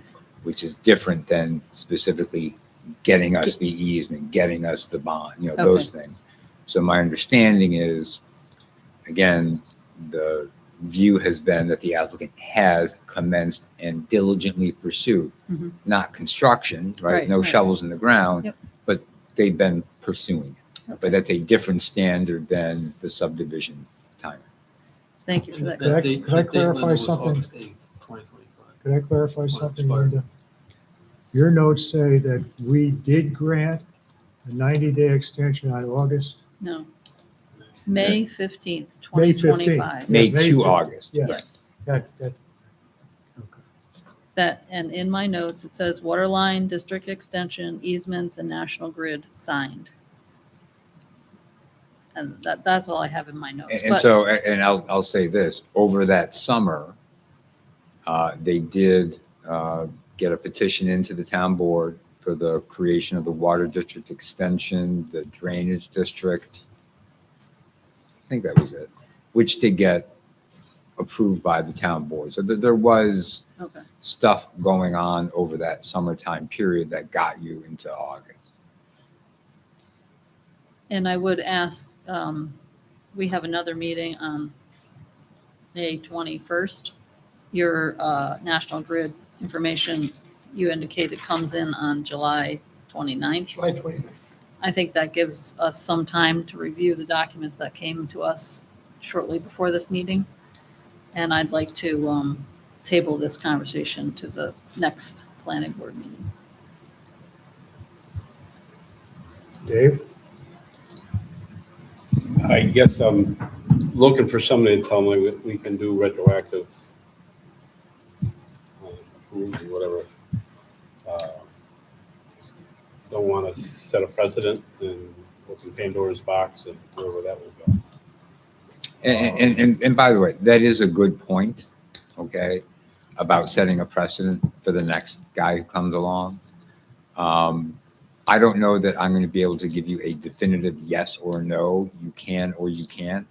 All I can tell you is what I found, and I have not found anything that says you absolutely can or anything that says you absolutely can't. What I can tell you is that the statute does not talk about retroactive. Your town subdivision regulations do not talk about retroactive one way or the other. And there is some suggestion, again, it's like Cinderella and the clock turning midnight. Once it's expired, never to be resurrected again. So I'm not going to be able to sit here and tell you definitively, this is the legal answer. But there is, again, that, if you choose to do it here retroactive, what are the standards you're going to apply the next time you get a request from a different applicant who's missed a deadline and now wants a retroactive? It's just something to think about. I guess my only other comment would be if they were to resubmit, say, for our next meeting, and we accept the application as complete, and then we schedule a public hearing, that all could happen before July 29th, as far as the calendar You is have a year concerned, clock, right? right? And then you have a longer clock overall, because it's a brand new application. You still have You wouldn't to worry about- conditions. You wouldn't have to worry about the 90-day renewals, which we're still gonna have to do no matter what. So what I'm curious about, and I'm going to try and find out while we're talking, is because this was your second application, right? It is. Right. No, it would be their third. They No, but the one we have in front of us was the second. Correct. So I'm curious about, and I bet it's in the resolution, how long it took for that second application to go through the pipeline.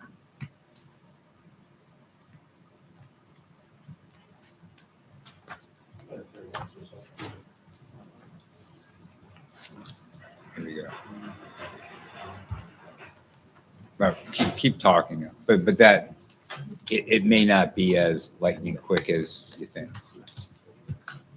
Or maybe. or it may be. All right, but I wouldn't You know, want, we can look at the downside of everything. Or it may.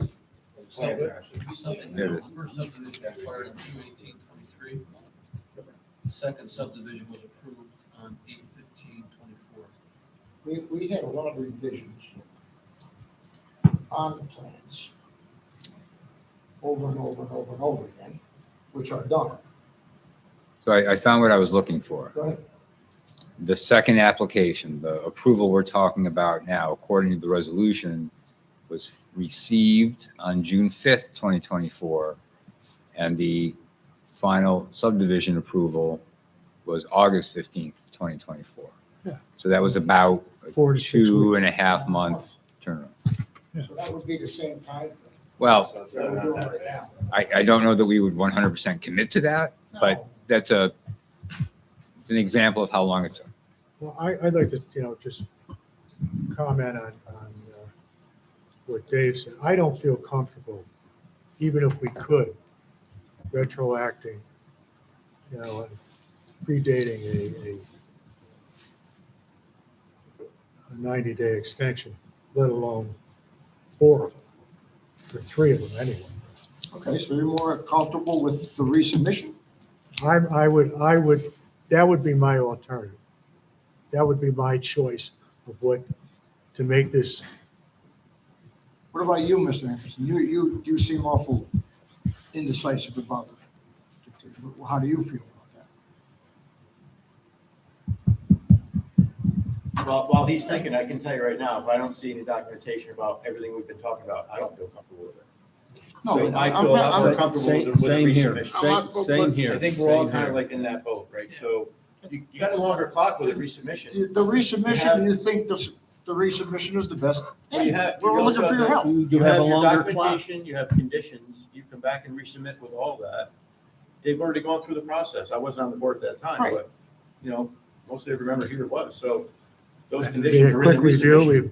we get a, Can't see how it wouldn't be Public almost an hearing? expedited process. and You gotta talk to LaBerge. I mean, it's not Wayne, it's LaBerge. Yeah. I don't Yeah, know if it LaBerge could did the be, review because they did the PDD for the town board. That's why LaBerge did it. they did the, They did the PDD The review. town board does for the that, and the town board. is LaBerge, right? but we did the subdivision. Correct. So Okay. we kept LaBerge on to do the review of the subdivision because they did the PDD. That's why. Let me just Yep. say, so if they resubmitted, let me just say, Wayne, I'm not against your development, No, I'm not saying that. but I want it done right. I want the, like Kevin said, I want the Ts crossed and the Is dotted. And I think that's pretty much where everybody is. And as far as I'm concerned, we have crossed twice as many Ts and dotted twice as many Is. Show me.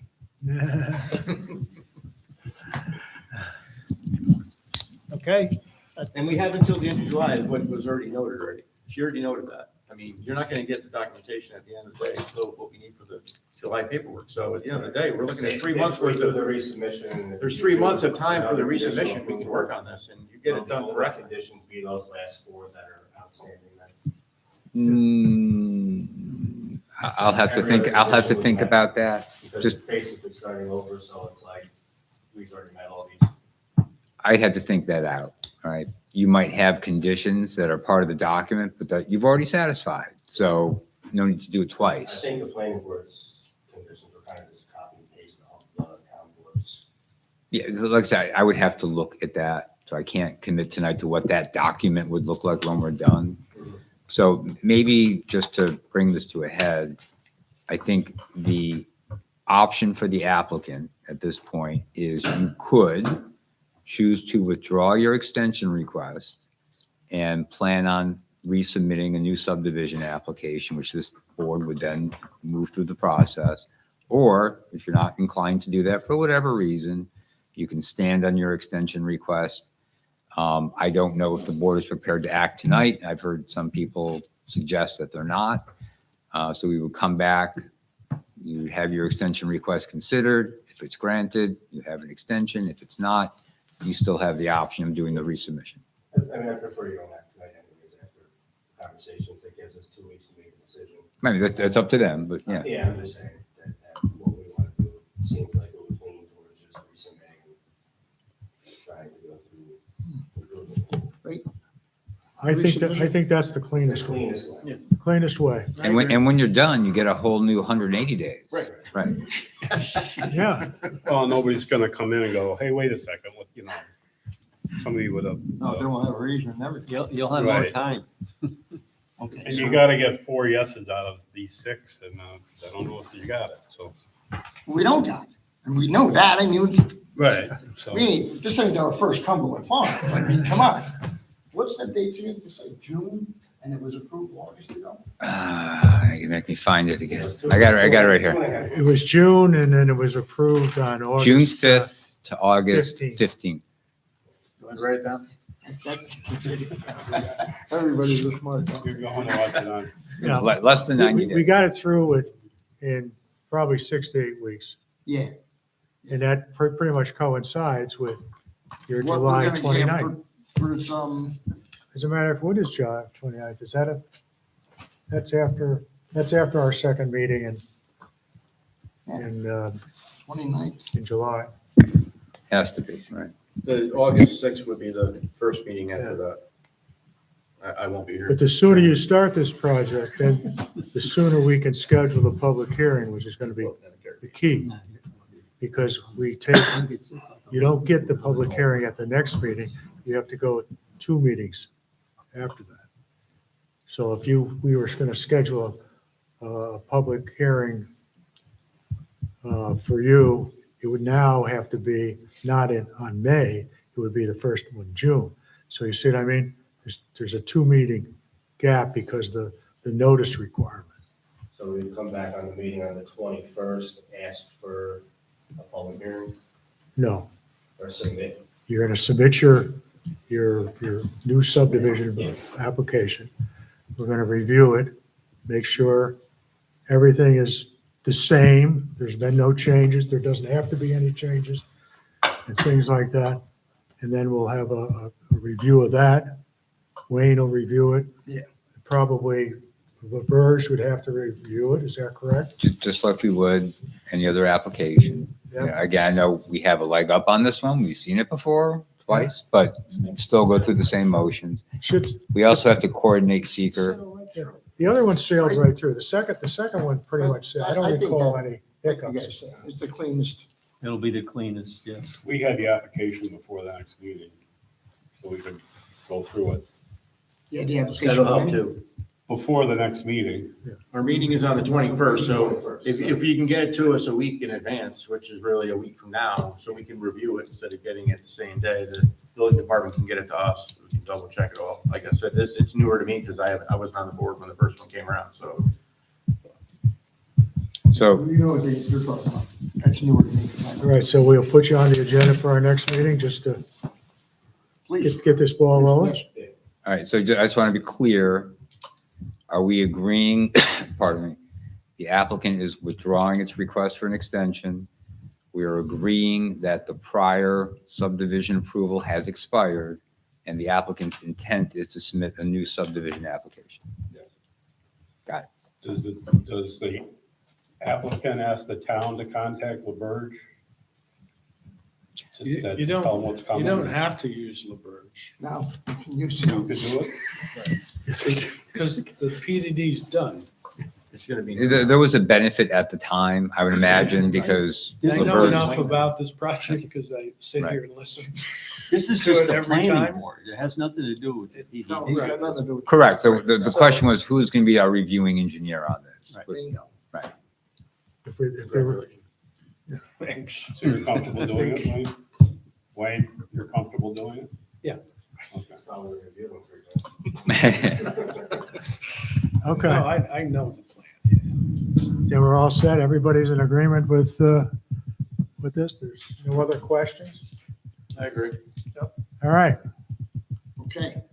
Thank you for your time and your patience. Thank you. Take care. Hey,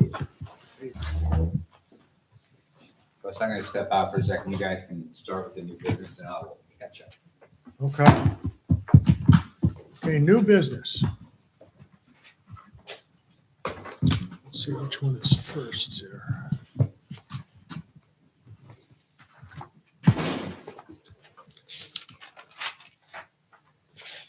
Okay, the first one I have is a waiver of subdivision for Jason Hoag.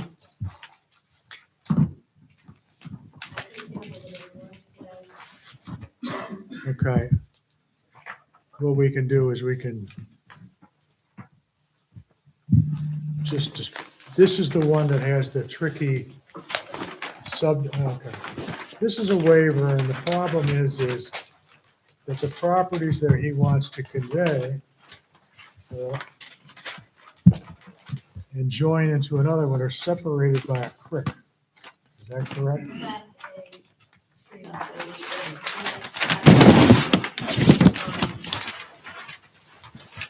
I literally just did Bradley, and it's Class A. Do you have any insight on this, Kevin? No, other than it's very tricky.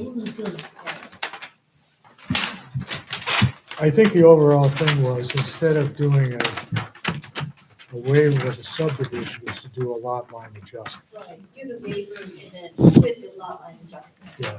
You want us to do. Yeah.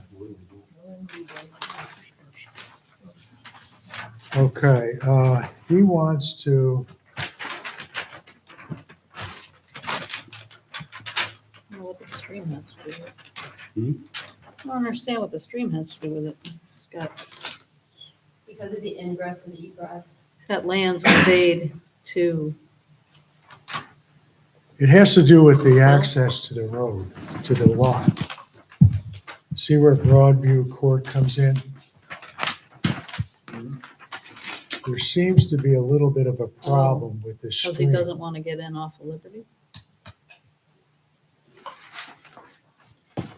He didn't want to merge the deeds, was my understanding. He wanted to leave that as a separate lot, so that's his only ingress and egress is off of Broadview. And the Class A stream crosses right at that 27.65 segment Gotcha. that fronts on Broadview Court.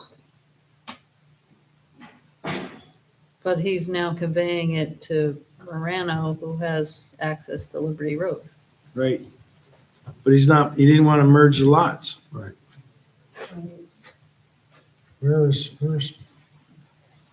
Morano? For whatever reason. I don't Why know. doesn't he want- Okay. If Why he doesn't just he merged want the to merge the lots, lot? that would solve the problem. Right. Because you might want to split them up later on. Well, why doesn't he give, Well, then he wouldn't have frontage. well, Morano You're gonna create a It has- landmark. could take off a 15-foot thing off of the end of the road.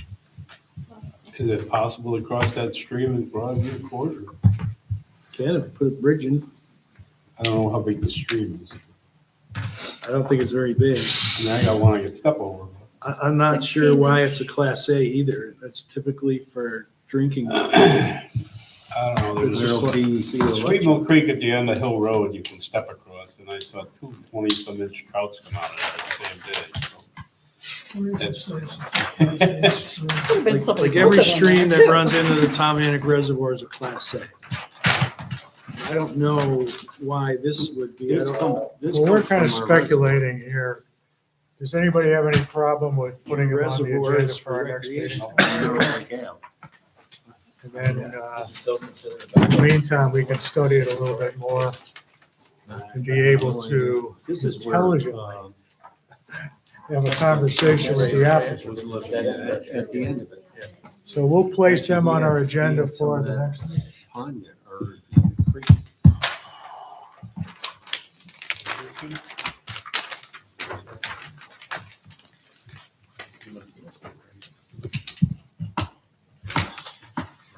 Okay, second on our new business is Burger King.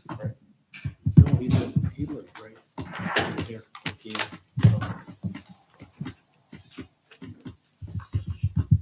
Sorry about the wait. No problem. know how these go. Okay. You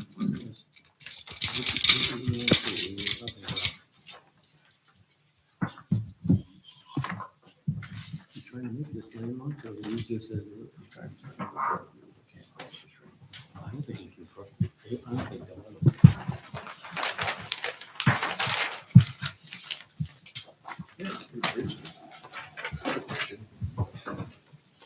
They might.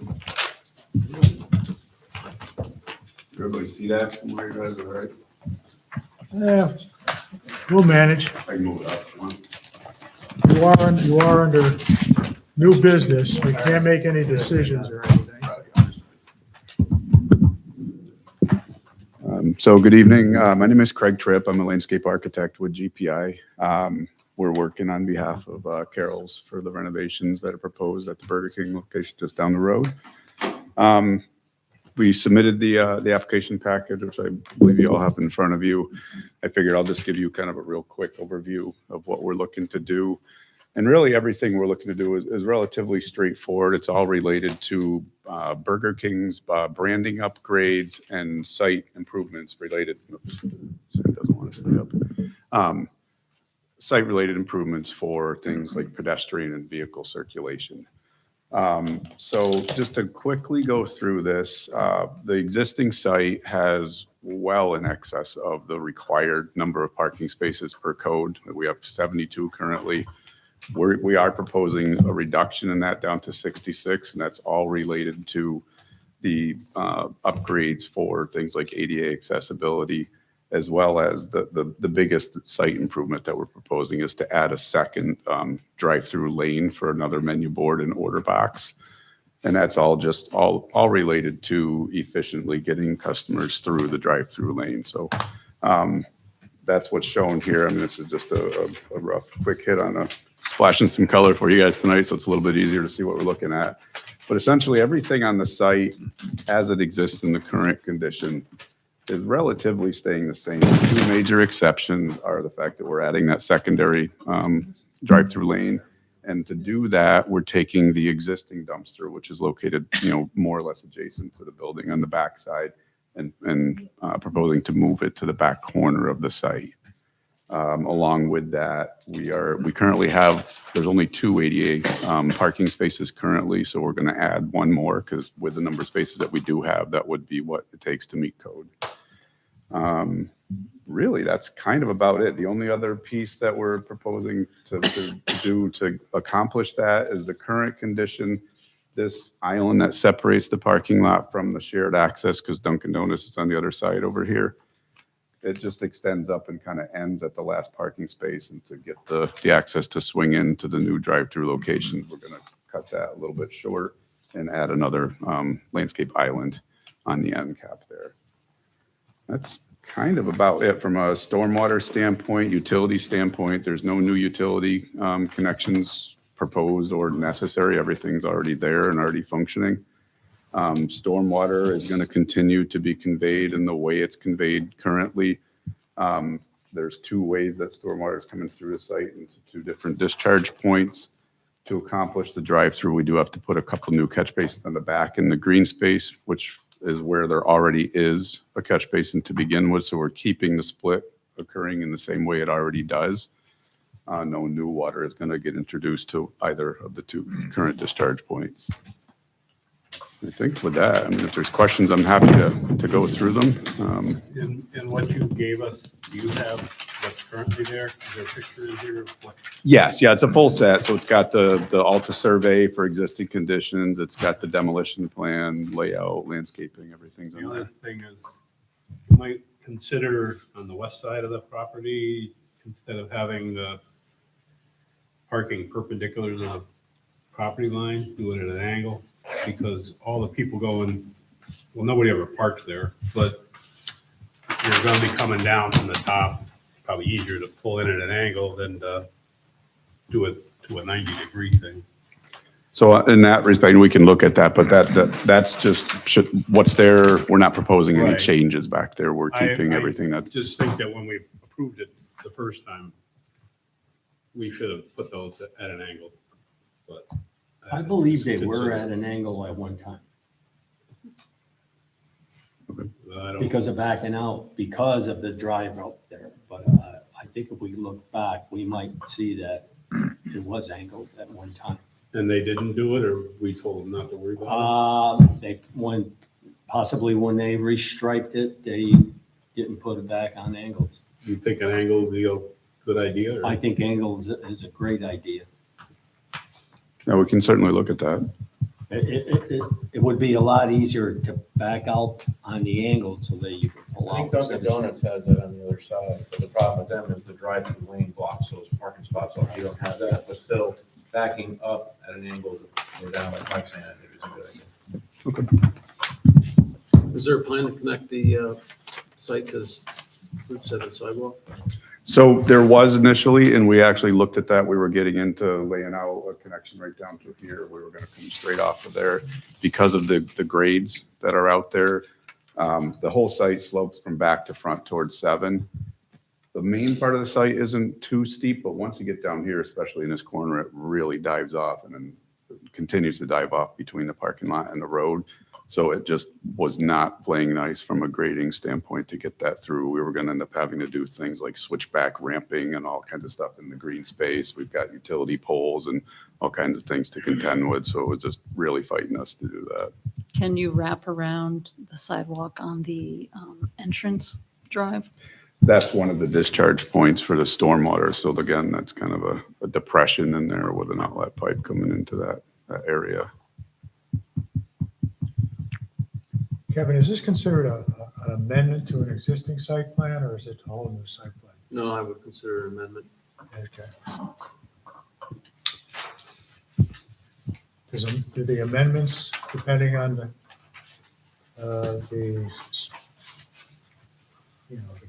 what they're correcting, is it required to have a I'd have to look that up. Yeah, public so hearing? Or I'd is that- have to look that up. I don't, You're asking about public hearing? Yeah. yeah, Can I figure that out between now and the next meeting? absolutely.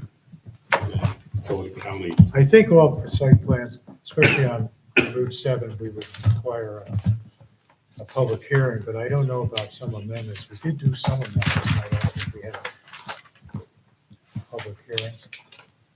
Then we do an amendment to Honda on their front. the last Honda thing was the back entrance. No, they had to redo the front too. They did a new facade. The new facade, and they put a widen the one driveway. yeah. Stuff like that. As I said, I can't remember on the planning board if we had a public hearing for that or not. I can't remember that. Is this going to stop your operations, or they're going to continue operating? Oh, as far as like having to shut down to do the work, or, I don't believe so. I think it's all, I can get you that answer by the next meeting, but I don't think that's the way it works. What's the red box? I don't.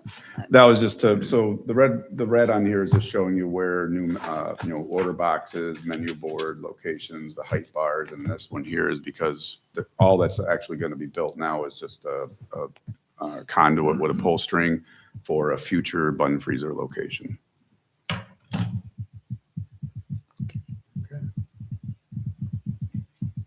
You have any questions, Wayne?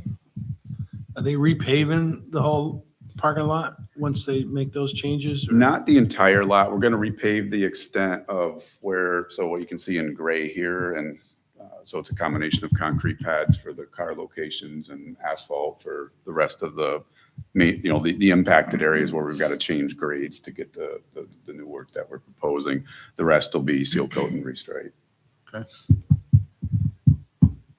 mean, there are people that try to walk, and I've seen it. Yeah. To go down from there, try to go across the street and jaywalk across Hoosick Road to get to Walmart, especially for the bus. So, even though you don't really have one, I don't know if we want to promote that, but I know on the zoning board, we talked about trying to have some guidance, like in striping on the pavement to direct that, but since you don't have a sidewalk, you probably can't do that, right? Yeah, you're not supposed to direct people into a place where Got to give them a place there's to go. no legitimate crossing. You can't. Or should there be signage saying that as well? Yeah. Because you don't have it. It's just something to think about, that's managed with zoning, so. Okay.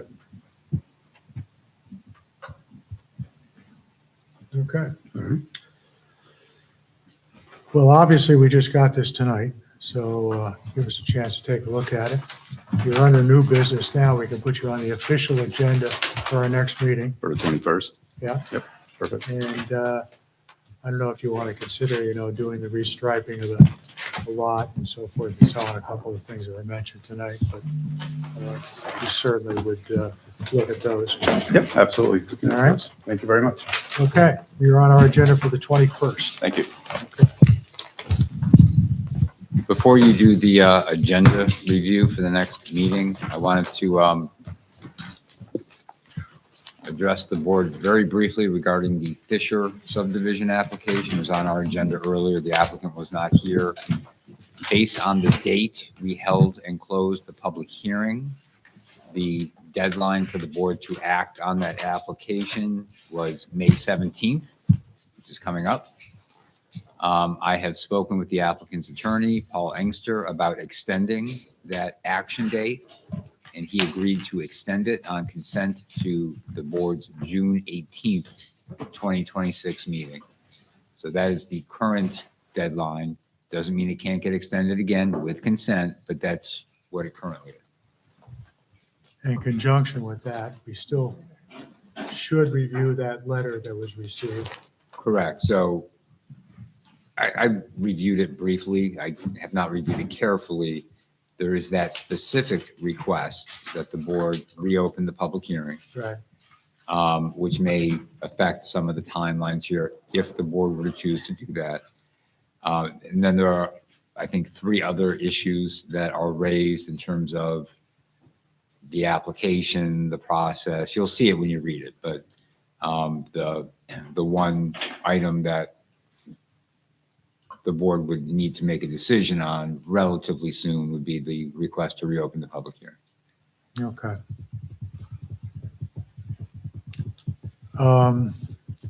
One other thing with that, there was a problem with the easement that Waters had with his electrical line. It was determined that they didn't, whether it was a legal easement, I think. Correct. I think, if I recall correctly, the person who signed it did not actually have title to the property. He was kind of doing it on behalf of somebody else. I know what you're talking about. Is it something that can be easily corrected or not? I believe the applicant was going to be looking into getting that corrected. I think they acknowledged that it was an issue and that they were going to have to figure it out. How easy that is and how they're going to do that, I don't know. Who's responsible? Isn't Waters responsible for that? I don't know. Okay. All right. Something that I realized after we were going through this for a few meetings, that those driveways down to, from just about where that power pole is, down to Tamarack Road, are all on an easement. They're not on land that's owned by Fisher. No, they own it. What's that? I believe they own it. So this is my fault for opening the door by bringing up Fisher, but we probably shouldn't engage in a substantive discussion about the application at the end of the meeting. Folks who may have tuned in to hear us talk about Fisher saw us, basically defer it. We spoke with Mr. Yeah. Bolson's attorney, but so these are all good things, probably just not for tonight. Okay. Then reviewing the agenda for our next meeting on May 21st, I have Fisher. I have Mavis. Silas was adjourned without date, so he's not on there. Brunswick Acres. Jason Hoag and Burger Kings. So there's 1, 2, 3, 4, 5 items on the list. So would, and it doesn't much matter, but would Brunswick Acres be considered new business? So you're anticipating a subdivision application between now and the next meeting? That's why it's on the agenda. It's not on the agenda for an extension anymore. Right, they agreed to. Right, so that's, Right. So now this is- It's a new application. Go to the bottom list for new business. So it's new business. I think they ought to be known that. I think they went away knowing that they were going to be on the agenda. But they didn't know if they were first or last. I mean, they can still come in as new business. You just tell them it's going to be in the Yeah, back. since it's a new application, it has to be under new business. I'd be glad to tell them Okay. Just say a technicality. So then we have 4 items with a one new business. Is there any questions on the agenda? Okay, does everybody have any old business? Okay, hearing none, I will make a motion to adjourn. All those in favor? Any opposed? I seconded also.